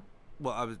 God, no, I'm not professional like that shit, man. I'll just randomly put up tweets being like, "Anyone want to Venmo me?" Yeah, I saw that. It's like, yeah, if you want, Dude, that's you all want it this is. shit. I'm so fucking unprepared. Well, let me ask you this. Do you have? Cause I mean, I'll find. I linked to your website in the description on the YouTube video and in the Twitch description there. Do you have a bit you think would be fun to share with people? A bit? Dude, I've written so few jokes. You know the one joke that I've written in... Well, there's a few jokes I've written in this quarantine that have gone over, like, okay on stage, which is, like, one of the most interesting thing that has happened to me in quarantine is, like I'll go on stage and, like, anyone else just get diagnosed with autism spectrum disorder during quarantine. And like, because I have lost 170 pounds, and I realized that I was still weird. Like, I just thought I was fat the whole time, and it turns out like I was autistic underneath. Like, and then I like writing silly jokes about serious things. So I'd be like, I found out I took the Asperger's test online. It was just like a picture of a guy trying to make eye contact with me. Like, I haven't written too much in quarantine. Like, I bought a white noise maker for my new apartment. It's just the Lumineers album. I like that one. That one's been working. But like another thing that I found out is interesting. Like, this joke to me is just absurd, which is why I like it. But it's like since I was morbidly obese my whole life, and I'm the skinniest I've ever been now. Like, I didn't know I had like a big dick until this year. Like, I don't know why more diets don't tell you that like your dick does actually get bigger, like 3 inches for every like 30, 40 pounds or something like that. So I just think I'm going to keep gaining the weight back and taking it off until I have like a 22-inch penis. I think that's how it works. Yeah, losing weight, as the gut diminishes, it's like digging for treasure, and then suddenly you discover there's this thing dangling between your legs. You were aware of it. It's really one of the most unreal discoveries of my life, where I've been like, you've been there, huh? That's interesting. Hey, buddy. How have you been doing under there, huh? Yeah? Good? How's it feel to see the sunlight? What are you doing, officer? I'm just showing my body the world. I tell people, like, if I knew how many people were going to tell me I look like a completely different person after the weight loss, I would have committed so many more crimes along the way. Yeah. I mean, it's like, even right now, too. It's like, it'd be great because I mean, it's like with the mask thing, it's like, I just waiting for the headline. Like, mysterious masked man enters bank and applies for home loan. Yeah. Oh. Well, this is one of the things I was laughing, and this is like, it's a joke, but it's also true, which is what makes it funnier. I bag on Manchester, New Hampshire all the time because it's a terrible place full of stupid people. We've I've had been there. a I've spent some interesting nights in New Hampshire. well, actually, let me ask real quick. I mean, do you know Nick LaValle? I do, yeah. Fuck, that's why I know it. The Yeah. Shaskeen. Yep. I knew that. You played the Yeah, I've Shaskeen? had mine that place quite a few times. I love Fuck. the Shaskeen. When was the last time I've you were stayed in there? Manchester too, and I used to play baseball growing up. A few colleges in North Carolina, New Hampshire recruited me, and one of them was in Manchester. Like, there's that baseball field that has the hotel Fisher that overlooks Cats. the field. Yeah, Fisher Yeah, Cats. yeah. So the college was St. Anselm's. I Yeah, think. I taught. Here's the funny thing about St. Anselm. Like I had no business going to college in terms of like Me too. paperwork. I never took the SAT. And I got a GED to get into the Army, and then the Army kicked me out because they discovered that like the recruiters just fudged all of my records and just Nice. like I had a juvenile criminal record that apparently disappeared. That was cool. But they're like, I got the GED to get in, and they're like, yeah, it'd look better if you had a diploma. So I get a diploma from Central High School in Manchester with transcripts. Completely legit. I've never stepped foot in that school. And I went to this one dog shit community college called Hester College, which doesn't exist anymore. And they I got the associate's degree by accident because I was just enjoying taking classes. And they're like, you're about to get a degree. Like, no, fuck you talk about? You want a bachelor's degree here? No, if I'm going to get one of those, I want to go to a real school. I walked into St. Anselm, and it's a Benedictine monastery. So that's interesting. But I walked in. I don't know. Like the heads of. I remember it being like an old ass looking campus. Mm-hmm. Yeah, it's a Benedictine monastery, and they have like the Institute of Politics there, and I got really interested in like law and political science. So I just walked in one day. I go into the admissions office, and it's one of these like fucking 150-year-old rooms with like polished wood and everything is beautiful. And there's this bored-looking undergrad sitting at the desk, and I'm like, I'd like to go to school here, please. She hands me like this application packet. I go into the next room, and I'm sitting in this leather-bound chair, writing on a mahogany table and all this. And I fill the shit out, and I write a 2,500-word essay. I didn't know you were supposed to freak out about your college essay and like try. So I just wrote it, and then I turned it in. Yeah, I hand wrote it on these like scraps of lined paper. I turned it in. The girl's like, you need to write your essay. I'm like, I did. It's there. She looks and she's like, what the fuck? Okay, hold on. I get a meeting with the VP of admissions, and I just sit there in this like $12 Goodwill suit, which like fortunately fit really well. And I just hung out with her talking about like law, politics, my interests, and this and that. A week later, I get like accepted into the college, and that was Really? Oh yeah, no, I got accepted. I was studying at the New Hampshire Institute of Politics and all of that. But what it got funny, / sad / annoying / enraging, was after like a semester and a half, I get called into the registrar's office, and they say, well, you're gonna have to come up with like 14 grand if you want to like do another year. I'm like, well, what happened to the student loans? And they're like, oh, well, a new bill, and I found out it was actually Biden's bankruptcy bill, made it so medical debt could make you ineligible for student loans. So I'd already racked up roughly 30 grand in student loans with that bullshit fraud college. And then I get this time at St. A's, which is way more expensive. And then they're like, well, if you can't come up with this money, you can't continue here. So I had to like basically drop out. Yeah, they're So like, how do you think we're gonna pay for this wood? Yeah, and I'm still paying. I still got the loans on my ass, right?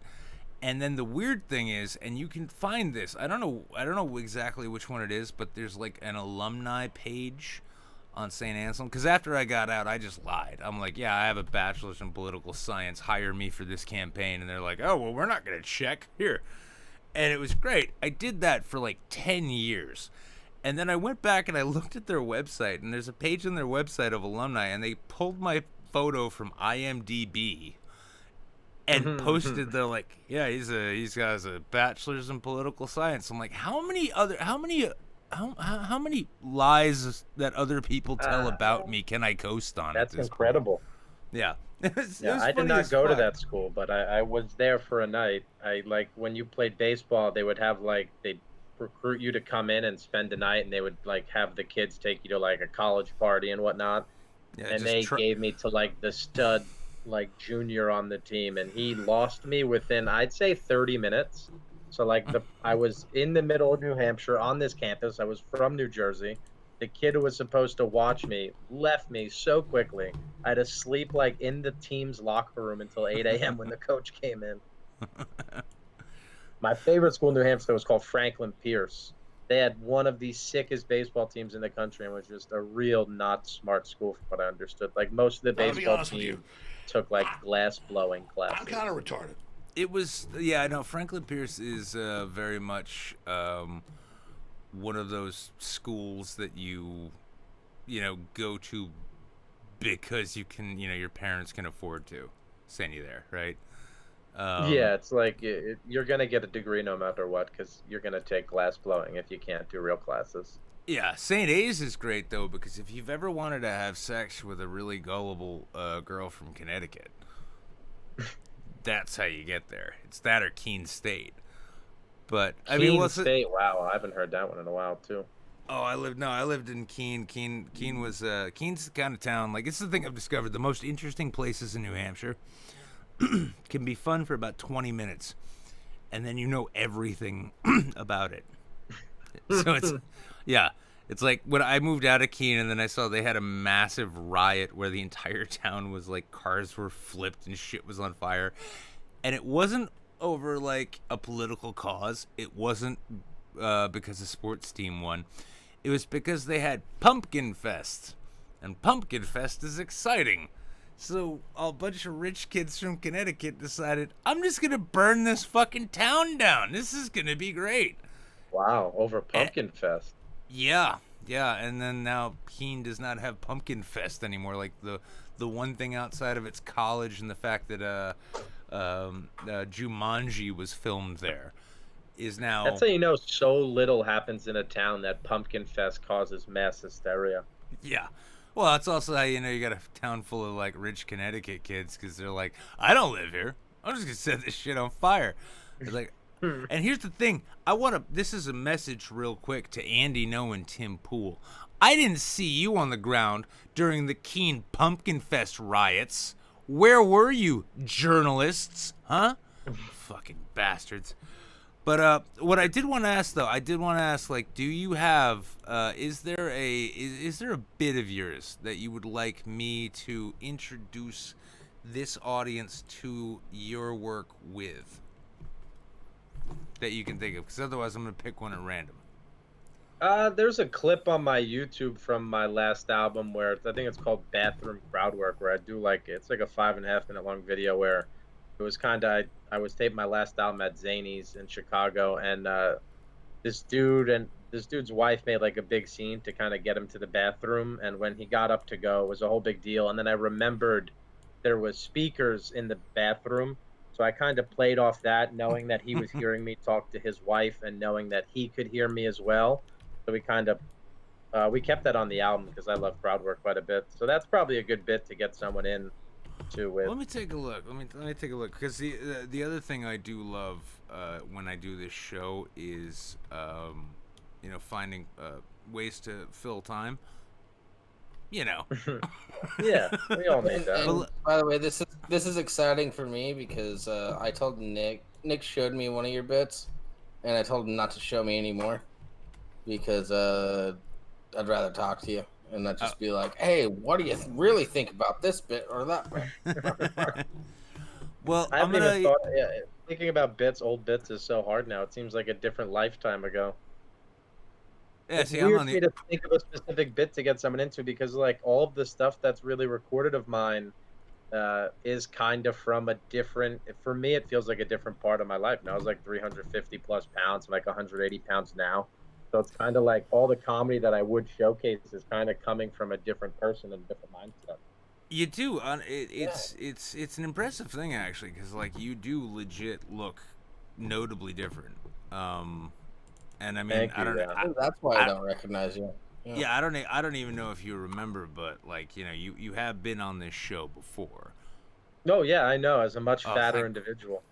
Oh no, I'm just glad someone remembered me. But well, yeah, I'm gonna flip over here. Actually, you know what? Fuck it. I can handle this. Let me see. Oh, for fuck's sake.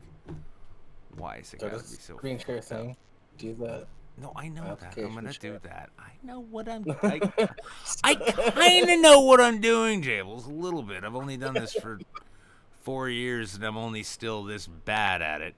Um, Yeah, I only have to let's keep guiding you through it. I get it. It's fine. That's fun. Listen, Jables, like, and I know you appreciate this, but this is why I, rely on you, and don't pay you. It's fine. It's good. So. It's fun. Once you actually start making some money, I hope you'll throw me some ducats every once in a while. But other than Oh that, no, I yeah, don't no. care. Once I'm making enough money, I just need to work. I honestly just when need to work on my ability to riff.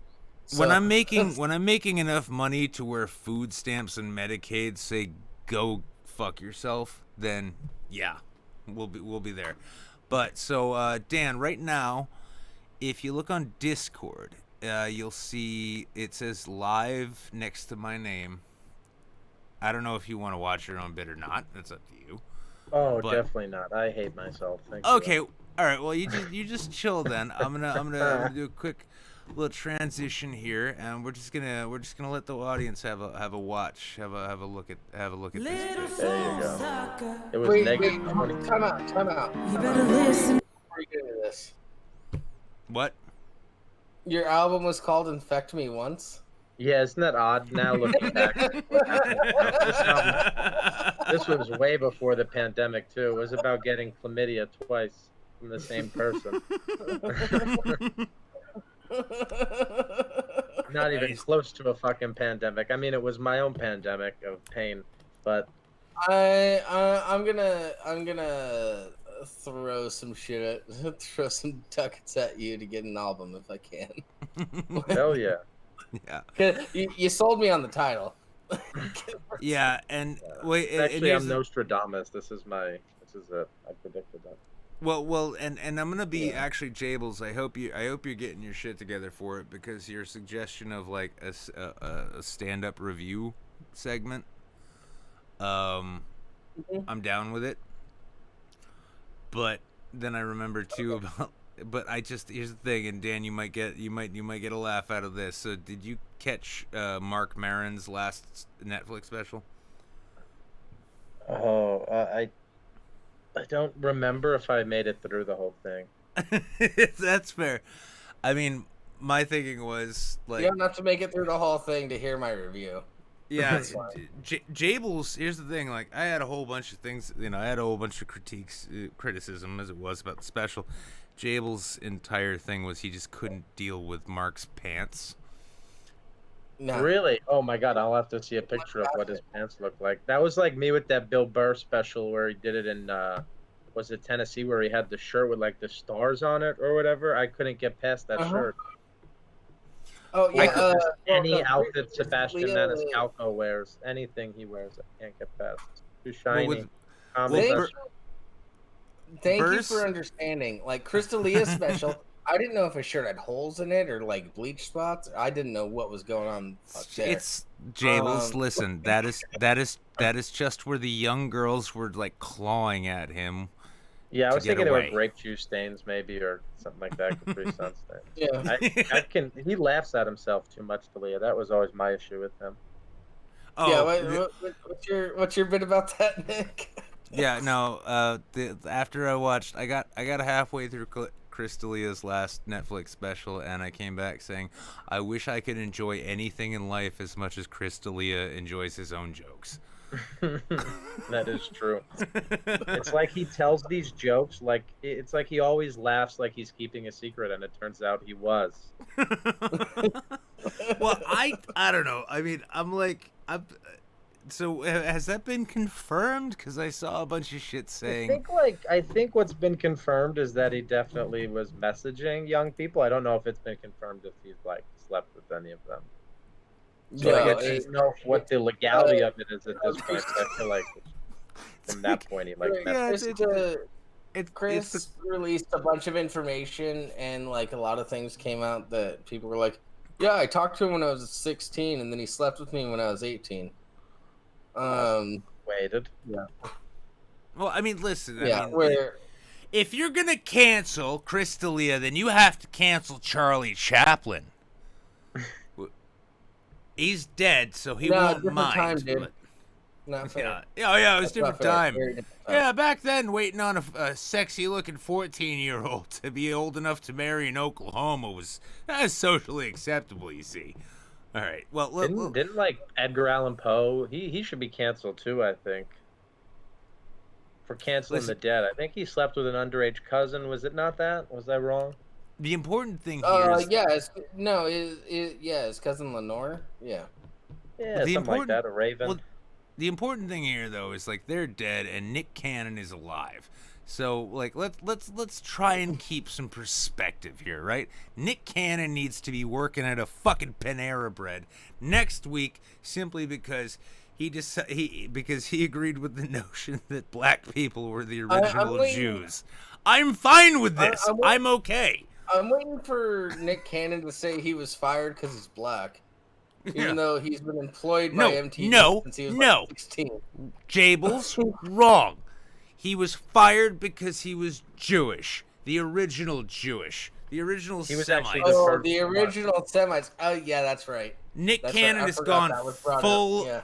Oh, fuck, what are they called? Nick Cannon... Hebrew Israelites. Nick Cannon is full black Hebrew Israelites, and as a fake Jew myself, I welcome him to the non-tribe, but also, I'm sorry, like, you're done, dude. You can't be in show business and, like, talk shit about Jews and think you're gonna survive, despite what Mel Gibson might lead you to believe. And he was only big with Cinestate, and we all know what happened with them. How will the Masked Singer ever recover without Nick Cannon? I'm just glad they didn't. I'm just glad they didn't reboot Fear Factor with him. Reboot Fear. There's always time. I'm sorry. We need to reboot Fear Factor with Chris D'Elia, but we'll put it on Showtime, and it'll just be like it'll be like, do you want to touch it? You can touch it. It's still flaccid. It's actually just him and Dane Cook hitting on underage girls. Okay, so it was funny. The saddest. I don't know why I'm even gonna. It's just funny to see. The other day, like, MySpace was trending on Twitter. I don't know if anyone saw this. It was like one of the top trends, and it was just people reminiscing on it. And I clicked on it, and like Dane Cook had an entire thread written about like how important MySpace was to him and how he utilized it to like make himself this mega famous person. And like if you look at the thread, at least at this point, it had like maybe 300 likes. And it was just so sad to see, because it's like this was a guy who was like the MySpace guy, and here he is reminiscing on the glory days, and everyone was kind of like, "Nah, we moved past it, man." That excites me though, because like, you know, I hate to tell this to you, Dan, but right now, like, you know, you're scraping the bottom of the barrel just being here, and I'm thinking maybe I can get Dane Cook, because when that was the weird thing when I was talking with Rick and Tracy on Monday. Like, Dane Cook came up once. It was either on the show or before it. And the way to hear them talk, oh, Dane, it's like, oh, this is just a personal friend. Hey, can you help me get him on my show? Like, I mean, it's not going to bring any viewers, I know, but, you know, it'd be a nice little sort of merit badge. I have rewatched Good Luck Chuck and Employee of the Month multiple times in my life. An underrated lead man in rom-coms. Oh, I mean, sure, he looks good now. Employee of the Month is a very underrated movie. I mean, Dane Cook had some heat, man. I mean, his stand-up, it was what it was at different points. But his stand-up like destroyed for the time it was. It didn't have any staying power, but it fucking killed it definitely at didn't the have time. staying power. But in my opinion, it was prolific, kind of. When you go back to watch that special, Vicious Circle, and there's just like an arena full of people, and like, I don't know who ever had that kind of rabid fan base. Yeah, and it was because it lasted about as quickly as, like, you know, the high from the Monster energy drinks they all were drinking. Well, here, But well, I was watching. I was watching. back before they banned, back before they banned Yellow Jackets, you know. So Bob Saget was on Joe Rogan, and he was like, "There's only like 5 or 6 people that can really fill arenas in comedy, and Kevin Hart thinks he's 2 of them." That made me laugh so fucking much. But yeah, Kevin Hart just became a longer staying Dane Cook. Okay, well, real quick, Doctor well, Zayas. Kevin Hart sold out that stadium, 55,000 people, which is just insane. Well, real quick, Doctor Zayas in the chat, and I've been having this conversation a lot lately. But Doctor Zayas in the chat says he was a good sport about Louis C.K. ripping on him. Louis has every right to rip on him because I can't say with absolute certainty, but he definitely lifted a couple bits from Louis. Yeah, I mean, he definitely was a good sportsman. I mean, he let Louis do the whole thing about it in the show. I mean, in the TV show Louis, they sat down and talked about it. It was written into the script, but that was very much like a real conversation between those two about the theft, which was the artistic side of Louis. No, it was like when I was talking. Yeah, with, but I I don't think he definitely lifted those bits though. That's what did they call it? Kleptomnesia or something? Like you steal. Wasn't it without just like knowing? kind of a similar premise? I wasn't in comedy at that point, so I don't really. I think it was pretty well because one of the bits was the itchy asshole, right? It with all vowels. Yeah. Well, it wasn't as blatant as Dennis Leary, right? With the asshole song. And with Bill Hicks, Dennis Leary. Yeah, and then you've also got. I mean, like I was even talking with Rick a little bit about it. We kind of touched on it because Jay Moore completely and even admitted to ripping off his Irish bartender bit and producing an SNL skit out of it. But in his book, he says like Rick was financially compensated, and Rick stands by. He's like, I never saw a fucking dime from SNL over that. Yeah. But I mean, the Danes. At least everybody Robin Williams stole jokes from got actual financial compensation. Yeah, but I mean, like Dane, like Dane's original bits, like the one I always think of is working the drive-through, and it's the breathy "I love pickles" thing, right? Now I tried revisiting like the CD that he put out back in 2003 or something that like Armful of Swallowed. Yeah, it cracked me the fuck up back then, and I tried to revisit. I'm like, damn, that did not hold up well. It just. Yeah, I still have some of the discs in my car, like old comedy discs I listen to. I'll toss his shit on every now and again.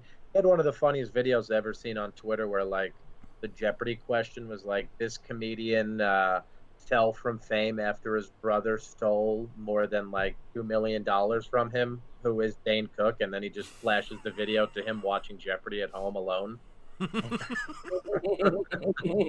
It's like honestly, the self-realization is incredible. Well, two things I give him honest credit for. Two things I give him honest credit for was one, I heard it was like a radio or podcast interview he did where he's like, and people like, you get a lot of hate. People hate on you. It's like popular to hate on you. And he responds with, yeah, I know. I really don't get it because the only thing I ever tried to do was make a living entertaining people. And when I heard that, for all the, like, I've dumped on Dane Cook because it was funny, but even I was like, yeah, I'm kind of an asshole. But the other one, feel bad for shitting on him. That's what he did right there. Well, the other one though is Dan. Have you ever seen the movie Mr. Brooks with Kevin Costner? No, I have not. Okay, this is a movie you definitely want to check out just because it's fucking great. Kevin Costner plays a fucking serial killer. Whoa, that does sound good. His step back from old professional athlete who's gonna get one big game in. Yeah, but no, I mean he fucking like it was such a sleeper movie, and he like everyone in the film, like it's got him, Demi Moore, Dane's in it, right? And Dane's got a big role. And I gotta be honest, like I've done a number of films myself. I've studied method acting and all that. Dane kind of killed it in that role. Like Really? he did a decent job for the character, and like all of his other movies, it's always like it's a Dane Cook vehicle, right? It's like Dane's gonna be Dane. This one, he played a really kind of fucking twisted fucking character, and I'm definitely intrigued to watch this now. yeah, it's good because like Yeah. his like it's weird because his portrayal of this character is like it's a complex role because it's a twisted, like demented person who at the same time seems perfectly innocent, and he played it so fucking well. And I was like, I remember the first time I watched it, I'm like, this is a good movie. This is a good movie. The fuck, Dane Cook? Are you out of your? What the fuck was wrong? What kind of crack was the casting director smoking? And then like within like 20 minutes of seeing him playing this role, I'm like, shit, this is good. Fuck. Like, and if anybody else hasn't seen it yet, absolutely. If I could recommend any movie that I've seen during this lockup, it is a very awful romantic movie called Remember Me with Robert Pattinson. Have you ever seen this? No. I know which one you're talking about. Yeah. So it's wait, like it's a wait, fucking which one is it? Is it the one where he's actually still British? No. So this is the one, like, it's just a shitty romantic movie. He struggles with his family. He has to, like, he meets this girl. She makes him a better person. He's trying to get this new job. So you go through this whole fucking movie. There's some resolve. You're like, all right, he's going to work. The movie ends by it's his first day at this job. See him walk in and write on the board September 11th, 2001, and it zooms out and he's working in the World Trade Center. And they just kill him to end the entire movie.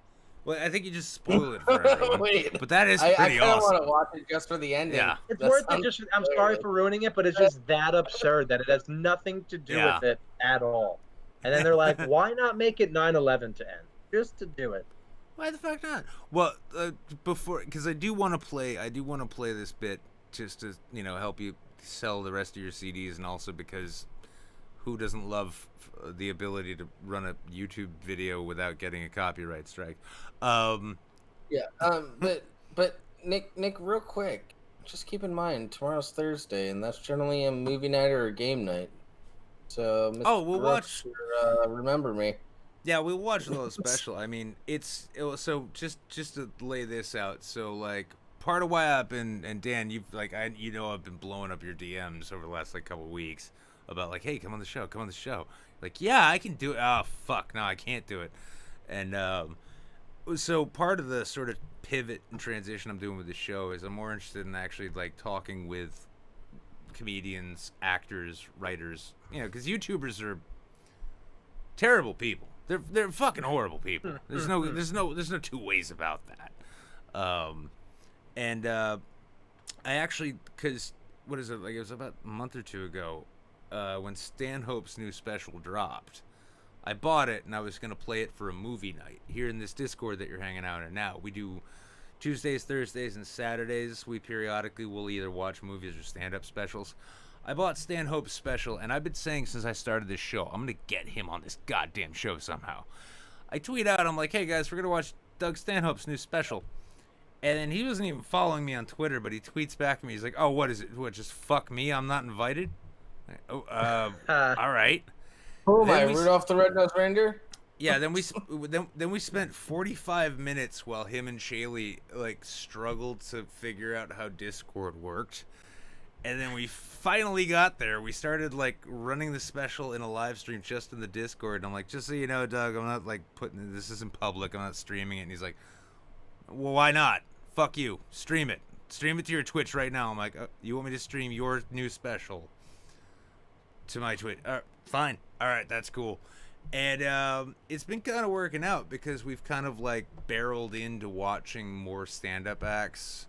And Jables has taken it upon himself to be sort of a guinea pig. He actually he sat through Hannah Gadsby's special, and Douglas was fucking terrible. he was straight up. Nick, like 20 minutes in.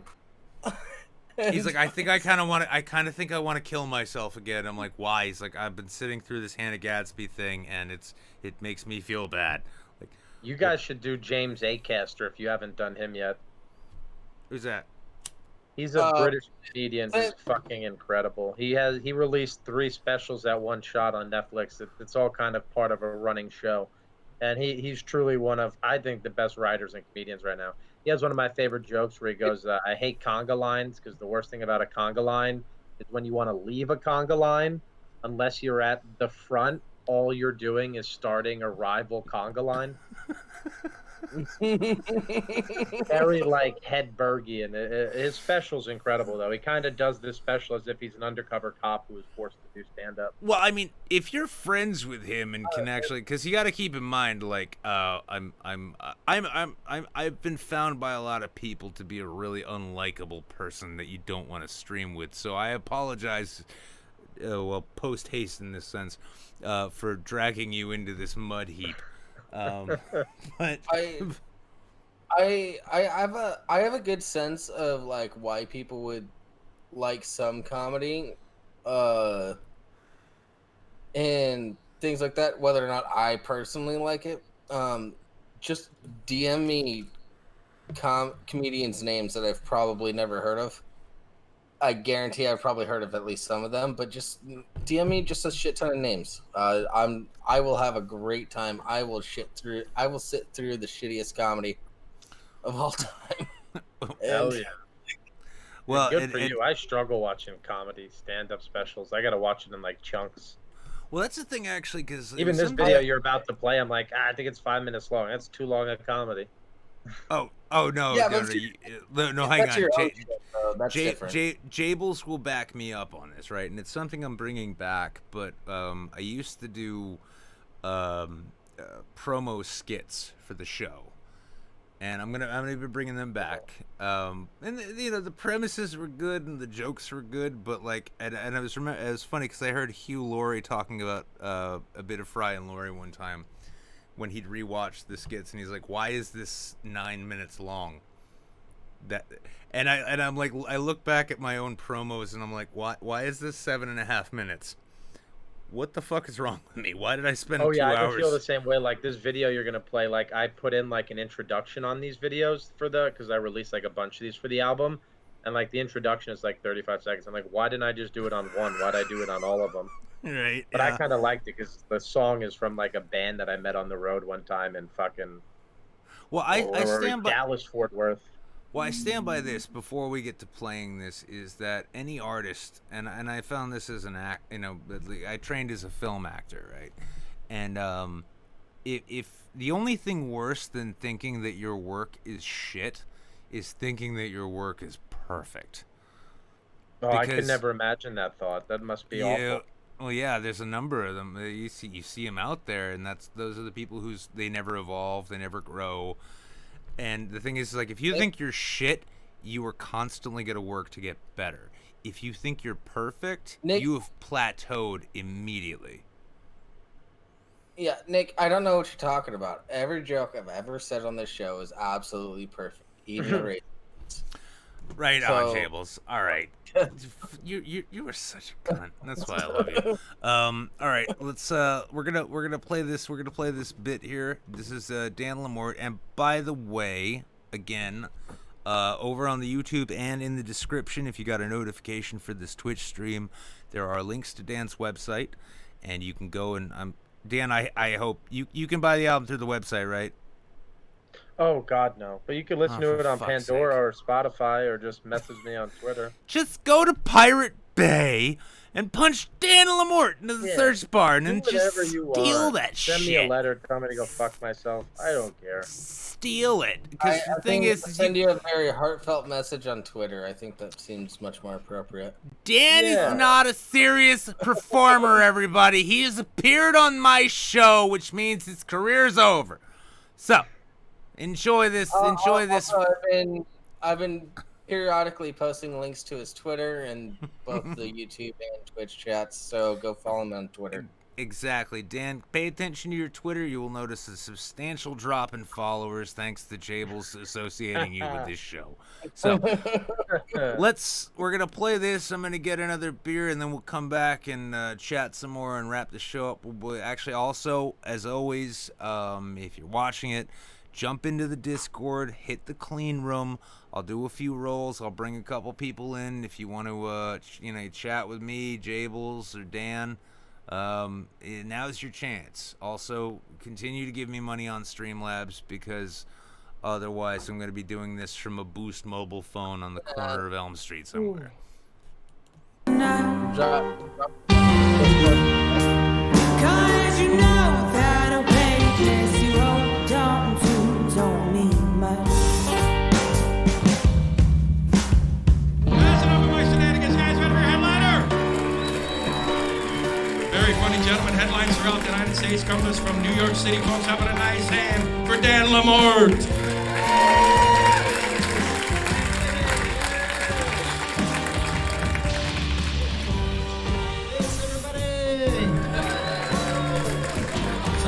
Rules of life, like if I rent your Airbnb and you don't leave toilet paper, you must know that your towel is collateral damage.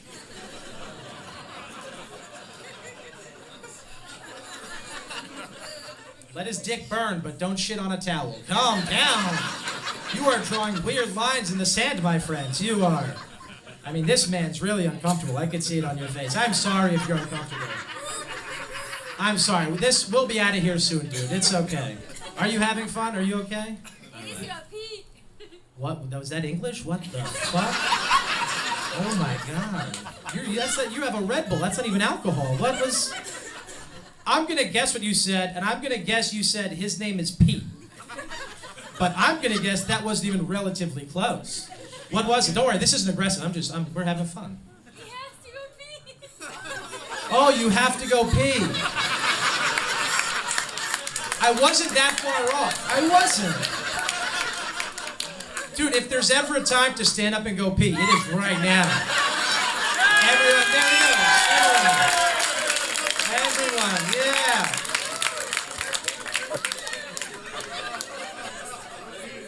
I hope it doesn't burn nearly as bad as mine does. I hope it is a pain-free piss, my friends. He has a bladder of a pigeon. We got into the bathroom. Goal complete. You did it. Yeah. It's like, when you're like, I'm going to shoot a special, and she's like, well, how about you let my husband go to the bathroom first, okay? Enough of your career, Mr. Comedian. This man's got a bad bladder. He's got to piss. The worst part about that is, like, we're all going to have to just watch him come back now. You're that table. You're that...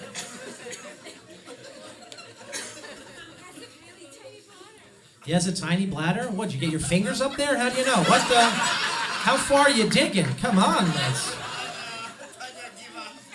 What is... I only know because we have to stop every half an hour on road trips. What about when he sleeps at night? Is he just pissing in your bed? You know the funniest thing about this? There's speakers in the bathroom. He is hearing me ask his wife if he pisses in the bed. And there's not a single thing he can do about it right now. And God forbid he comes out here and tries to hit me. I'm just going to wet willy his ass like a motherfucker.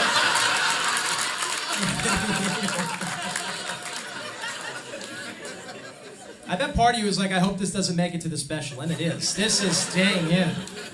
This is going to be seen by tens of people.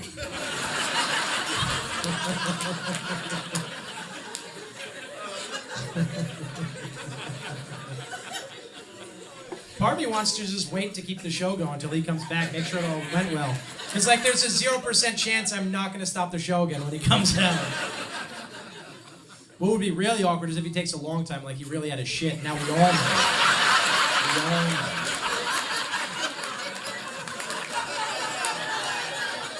He's on the clock. He's on the clock right now. He's on the clock. TikTok, motherfucker, I know you're listening.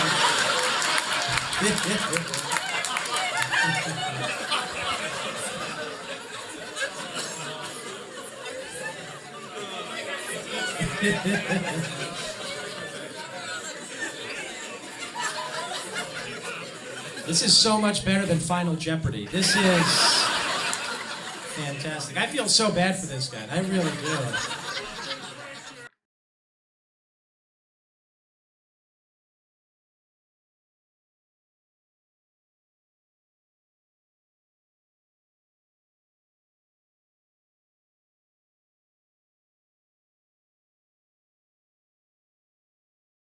That's just me regularly. How long you guys been I'm not even watching the video. together? A long time? 20 years.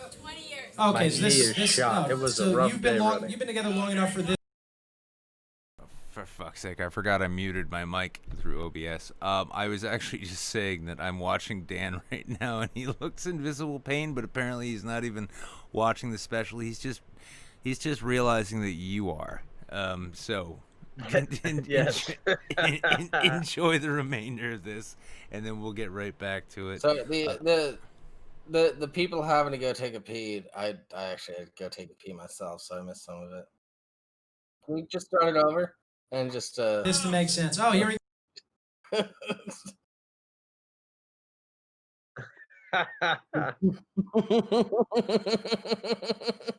Just piss in your fucking pants like you've done the entire time, and we'll get on with it. Yeah. go. There's a reason why I wear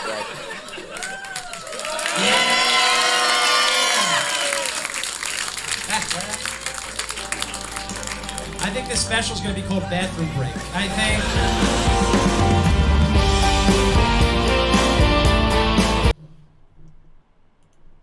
Well, that was So that was Dan doing just basic crowd work, and for those of you who are not familiar with what crowd work is, it's just fucking with the audience, kind of like I do with you. it's everything that Big J Okerson does.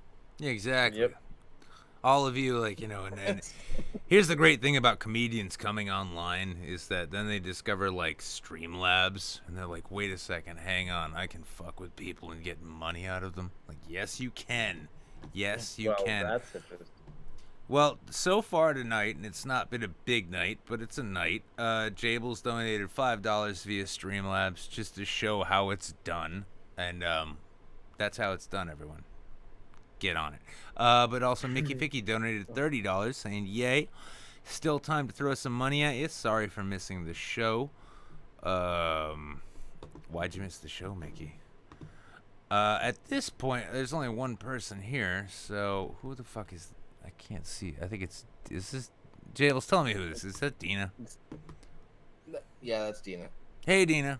Dina, you're live on the air with Rick Lamorte. I'm never doing mute that the again. stream. Never doing that again. Yeah, Mute the stream. that sounded like some morning Zeus fucking garbage that you were Exactly. not holding And- true entirely.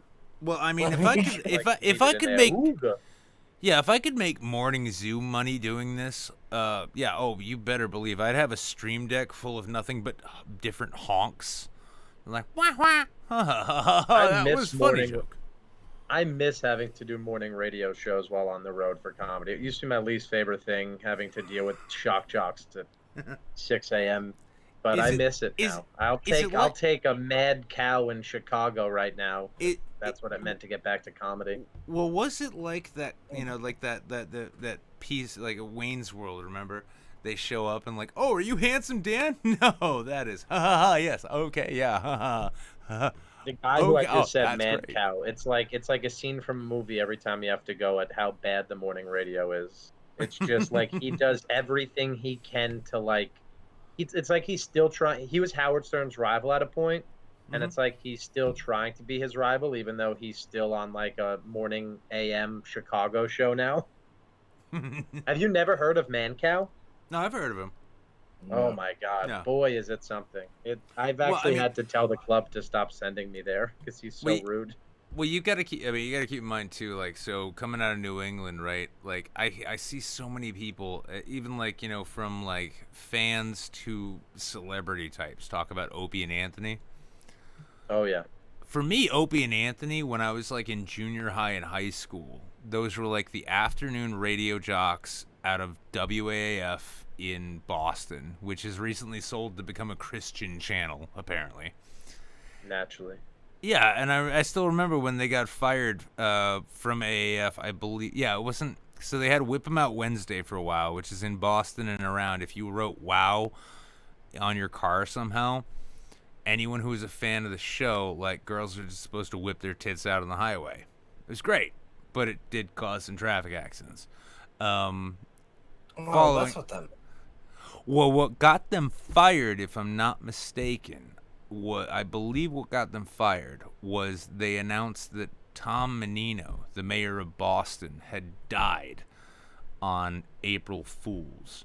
Now it was either them or Toucher and Rich, but I remember like Opie and Anthony, and then they got like huge on satellite radio, and now like Anthony Cumia is like this conservative hero and shit. I thought that's what got them in trouble. But what got them fired was because they had this whole segment about people fucking in weird places, and some people fucked in St. Patrick's Cathedral. Yes, I do remember that story. That actually might have been it then. Yeah, I mean it's hard. The thing is like Boston. Those were my parents. I'm the St. Patrick's Cathedral child. Nice to meet you. He was. Yeah, He was conceived at St. Patrick's Cathedral. More specifically, they did anal in St. Patrick's Cathedral.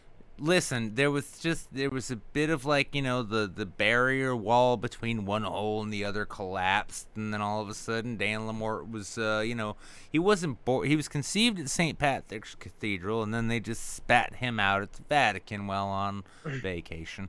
It was fine. Holy shit, I just remembered Dina's fucking... Dina's been here the whole time. Dina, say something. I'll text her. I guess she's done. But, yeah, I mean, it's like... Well, that's the weird thing. It's like Shock Jock Radio was... It's weird because it was a big thing in the 90s and like early 2000s especially with satellite radio, right? And then we evolved into YouTube where... everyone tried to be a shock jock for a while. Well, not everybody, but a lot of people. And because it's the internet, the level you had to get to be shocking was just so the bar was set so high that nobody even like there was like, all right, you know what, fine, I'm just gonna be a racist now. Yeah, that'll be good. That'll get views. That'll get clicks. And there we are. Dino, what the fuck? That's what some of the shock jocks are still doing. How so? They're like the phone books of the radio. It's like, what are you still doing here? Phone books aren't around. The ghost of Patrice O'Neill came around and threw a ghost phone book at them. Like, this shit's more funny than what you do. I'm kind of retarded. Oh, it looks like Dina's finally. Yeah, Thank God I was muted, chat. and Discord messed up on me. I thought that I had unmuted, but I was wrong. Well, Dina, meet Sleepy Dan Lamorte. He's sorry yawning on for my yawning. show. It's okay. It's fine. It's fine. I yell at her all the time. Yeah. Also, we're approaching the end, so don't worry. Your day will be over soon. I will literally be going to bed right after this. Look at this, everybody. Yeah, Dina, make it worthwhile, Dina. This guy's avoiding sleep for you. Oh, well. No, I was just gonna say that I now have a new comedy rabbit hole to go down, which is Rick's stuff. Because Rick? Shapiro? Yeah. Oh, Rick's? No, not not even Rick. Nick's? That's No, wrong one. Oh my God, I'm such a doofus. Rick or Dan? No, Dan. Yeah, see, don't Actually, worry. both of them, but Dan is who I'm going to be watching tonight. Dina, it's okay. You're a foreigner. No, She's from Alaska. Oh I my mean, God. she's basically Canadian. Yeah, she's a fake Canadian. And apparently a fake American too, according to these guys. I want to do comedy in Alaska. Oh, please do. Please. Because I remember reading Doug Stanhope's autobiography about doing shows there, and it always sounded so insane. Yeah. Oh, we would love to have you up here. Trust me. Well, see, that's a weird thing. Well, can anyone? And Dina, you're from Alaska. Yeah.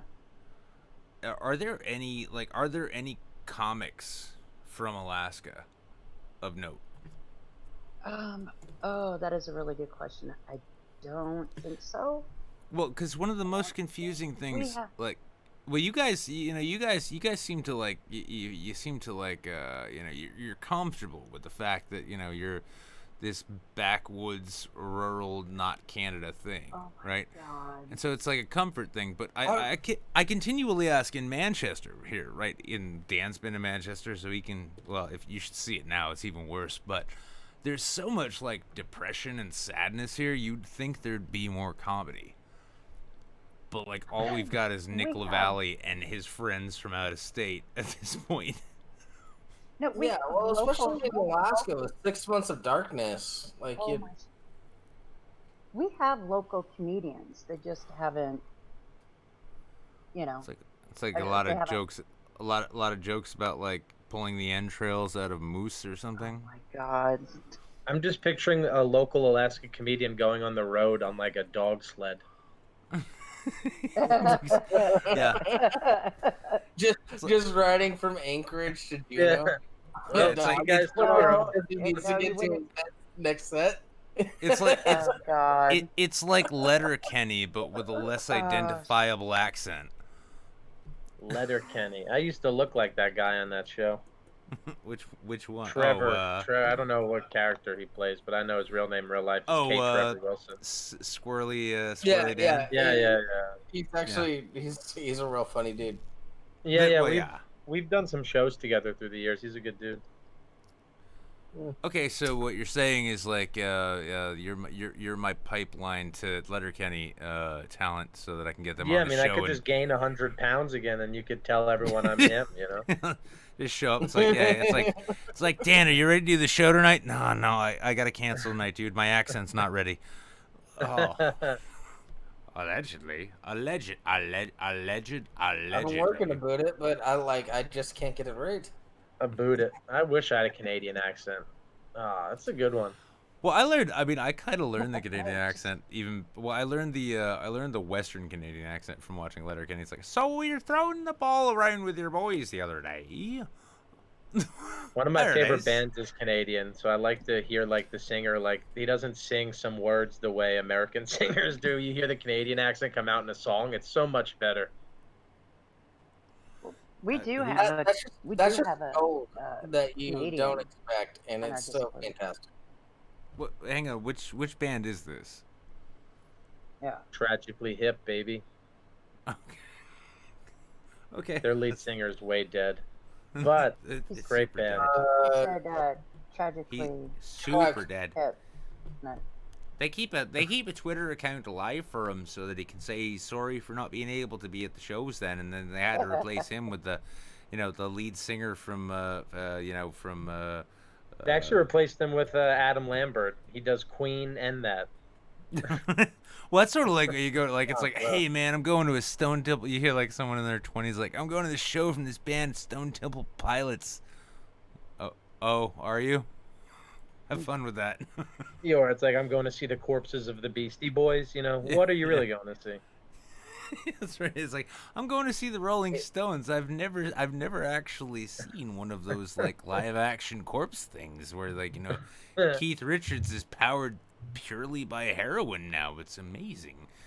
Every so often he goes to Thailand and has several children abducted so that their blood can be drained and to replace his own. That's how he stays alive there. It's good stuff. I don't know why the fuck all of a sudden I'm from Minnesota, but all right. It's a close similarity, Canadian, Minnesota. Yeah. It's almost like they're Alaskan. Yeah, I get you. Dina. Oh my God. Oh, Nick, new season of Letterkenny's out now. Dina. Yes. We are closing out, and I could see my guest is fading faster than the Criterion Collection. Do you have any? This is a late night for me in pandemic times. I'm usually in bed by 10 these days. The fuck is wrong with you? You gotta get. I run too far every day, and then my body's tired at night. It's a fun trick. I never was able to sleep. Then I'm like, maybe if I use my body, I'll be able to. Dina, you got Turns something out like it to say? helps. Because we do have one more person who wants to come in. It would be unfair if I didn't let them hang out a bit. Dina? Yeah. What would you Oh, like? our resident furry. Oh, yeah, that'll be great. What would you like to leave us with then? Go ahead, Dina. Well, I don't know. Nick is saying something to me, and he never finishes what he's saying. So No, I was just saying, would you like to say anything to the guest? Maybe insult him a bit, you know? No, oh God, no. First, I'd like to apologize, Dan, for screwing up the name. You are Canadian. Okay. I really enjoyed the bit that we watched, and I'm very mad at you thank for you. stopping it. And so I am gonna do you are my next comedy rabbit hole. Yay! Oh, Thank you. well, Yeah. on that note, I'll on that definitely note, on that sharing note, that Dina. around. Well, on that note, Dina. Here's the thing: if you go and follow him on Twitter, right? You know, maybe if he follows you back, you can Venmo or PayPal him. You know, whatever he needs for his CD, and he might just send you one. Ooh, that'd be cool. Yeah. To Alaska. It's like I really didn't That's want it. international shipping. That might be a little difficult. Oh Well. my God. Well, You guys all are the so same. mean to me. Well, Dina, give him a follow on Twitter. If he doesn't follow you will. back or whatever, you send your address to me. I will. I'll send the information back and forth, and then you can get your hands on one of his albums. Okay, sounds good. All right. Thank Well, you. you stay safe up there in Maple Syrup Land, and Oh my God. Nick. and Dina, you know it's only because I love you, and I'll stop doing this if you send me more shit in my PO box. How about that? I'm gonna be sending stuff out here within the next week. Well, then I'll measure that thing on a scale, and whatever the number is, that's how many weeks you get free from me calling you a Canadian. You don't even call me a Canadian. You call me a fake Canadian. No, I call you a fake American. Wait, no, I do call you Oh. a fake Canadian. Yeah, You call me both you of are a those things. woman with no country, Dina. That is exactly what I'm feeling like right now. All right. Well, listen, I got beep in my ears. I'm gonna move on to one last guest. We're gonna hang out for like a few more minutes, and then we're gonna wrap this up. Dina, I love you. Thank you for sticking with me, and definitely take the dive down the Dan Lamorte rabbit hole. That sounded Absolutely. better in my head, but Yeah, I actually this next guest I have some beef with, so this should be fun. okay. Well, okay. I'll probably end up needing to I'll probably need to switch over to a different audio system if this dies. But all right, on you. Hey, how goes it, furry friend? Furry, emotional furry friend. It goes well with yourself. Okay, so Dan, so you're aware, this man skins animals and wears their pelts as a second skin so that he can feel like he is one of them. Most of them are raccoons. Good for you. I'm not even sometimes. comfortable in my first skin. But hold on, extra added little bit of lore to this. He does that in the belief that he's going to entertain children at hospitals. What? What's wrong with What you, type of Jay? hospital? I gotta say it's fake fur, but still, yeah, that's what I used to do. Now it just sits in my closet, and I have it there, and it's kind of a pretty good gimmick. It's fun to go out to stores and purchase things while wearing it because people are just out of their mind. They're either violently opposed to it or think it's pretty cool, but there's very little in the middle.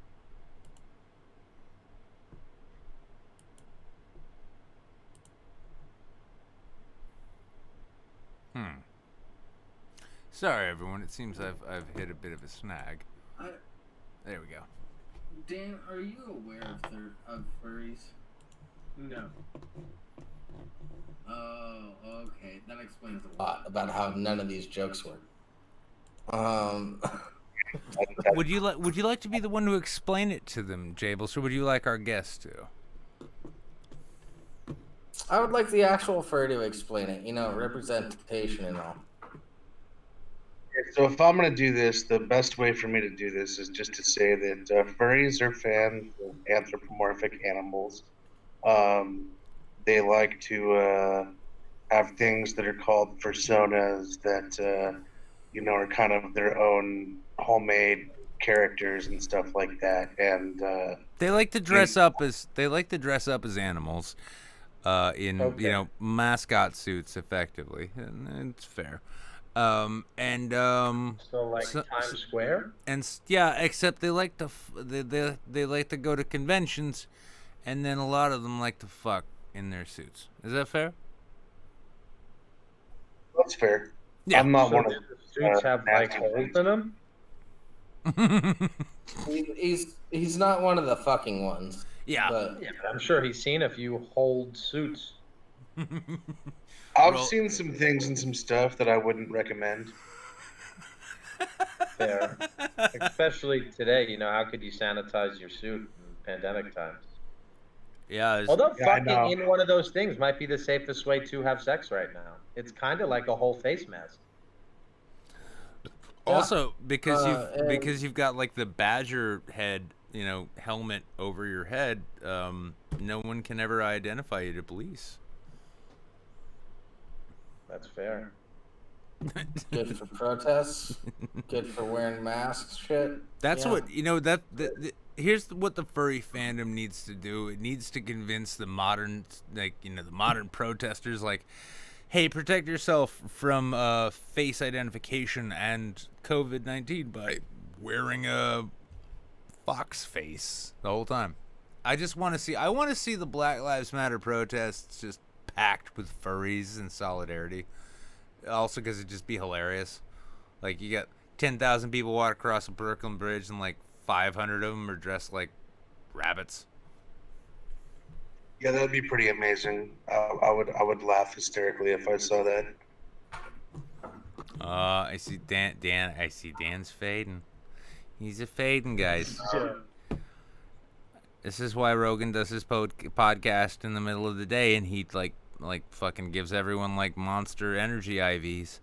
I'm good during the beginning of the day. It's nighttime where it fades. Nah, good on I you. ran a And- half marathon this morning, so I'm a bit tired. Yeah, honestly, dude, I keep up on Twitter on like your running and shit, and it's the kind of thing which makes me realize, yeah, I could try harder.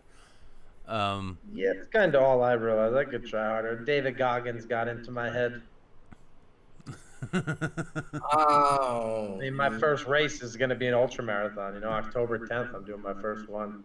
I just really hope you don't go the Mark Maron way of things, where like, you're living healthy, you get centered, you're feeling good, your life is And I okay. start doing cocaine with Sam Kinison. Well, no, I mean, if you could do that, I mean, I fully encourage that.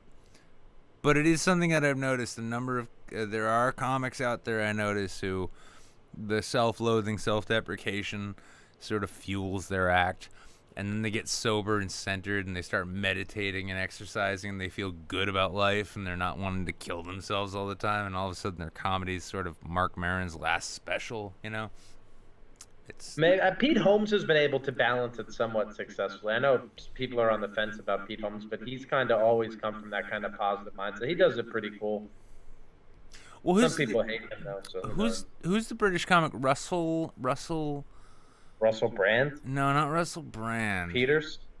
Is it Russell Peters? No, it's not him. Fuck, what's his name? I know who you're talking about. He's always billed as like an optimistic comic. He's the one who had the joke, like, I was walking through New York with my brother, and my brother's worse than I am, and there's a sign up that says, if you smell something, say something, and it's about gas leaks. And he thinks like, well, the worst thing, if you smell something, the worst thing you can do is not say anything. And he's like, well, I don't think so. The worst thing you could do is light a cigarette, right? And my brother's like, nah, you could fuck a dog. Oh. Oh no. Yeah. Yeah. And it's like, all right, well, I guess some people are capable of being funny without hating themselves, but I don't want to know about it because that just makes me hate them. Well, emotional support furry, because I can see the guest is fading and we've gone well over time. Yeah, you got anything you want to ask, say, offer, whatever it might be?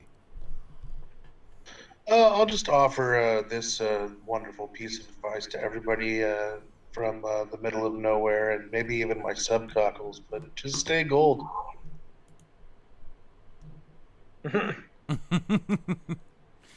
All right then.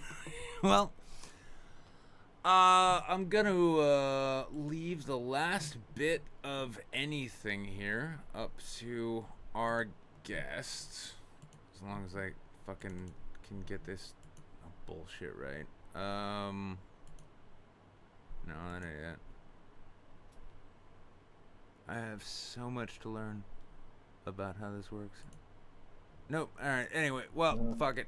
Dan, what do you want to leave the world with from this show outside of connecting with you to buy the rest of those CDs?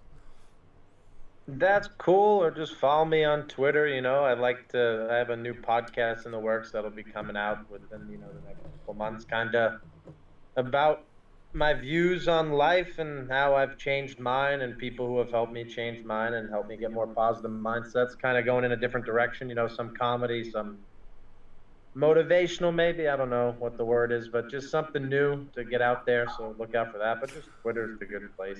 You're gonna have to have me on that at one point so that you can challenge your motivational speaker friends to convince me that I need to unfuck my life. Because I mean, if anyone's capable of doing that, well, I'll buy him dinner. Nick, here's the thing. You're a very demotivational speaker, and it actually motivates me to try to cheer you up every once in a while. Nick, your depression is like one of the most uplifting things in my day. If it wasn't for how low I knew a person could sink, I'd never feel okay about where I was. Thank you, Jables. Yeah, and I've tried to hang myself before, but you just fucking take the cake, my dude. Well, Jables, you got anything you want to say too? Because it's not fair to me to cut off like that. But what do you got? What do you want to leave us with? Lesser Saints of Discord every Friday on Twitch at 4:30 p.m. Pacific Standard Time, 7:30 p.m. Eastern Standard Time. Check it out. We don't talk politics. We don't talk anything too serious. We do some science articles and some goofy shit that we find in the news, and then we just sort of joke around about it. It's a good time. It is a good time. Everyone should go watch that. So I will say, I definitely think everybody should follow Dan Lamorte and Lamorte. It's French, but you can forgive Italian. that. I dropped links in the chat. Oh, all right. Well, he's dropped links in the chat. Definitely check out his comedy. You can find him all over YouTube. He's got CDs for sale. You should buy them, and buy all of them too. That way he has to get more printed and he has to sell more. In the meantime, come on back on Friday. I have no idea who the guest might be. It might be Nick LaValle. Maybe I'll convince Doug Stanhope to get on here. I don't fucking know. Maybe it'll just be me and Jables. And wouldn't that be a fucking shit show? You all know it. But this has been episode 2 of the Laughing Scoundrel podcast. I think that's what I named it. Episode 2. Dan is here at the ground. Well, not the ground floor. It's one floor above the ground floor. He's kind of ground floor. Yeah, compared to when Barack Obama comes on this podcast and I plateau after that. It's gonna be that's where we're at right now. That's where we're at right now. But this has been a fun show. Dan, thank you for showing up. Go get some fucking sleep. Thanks for having me. I'm going to bed. And I love you all, and I'll see you all on Friday.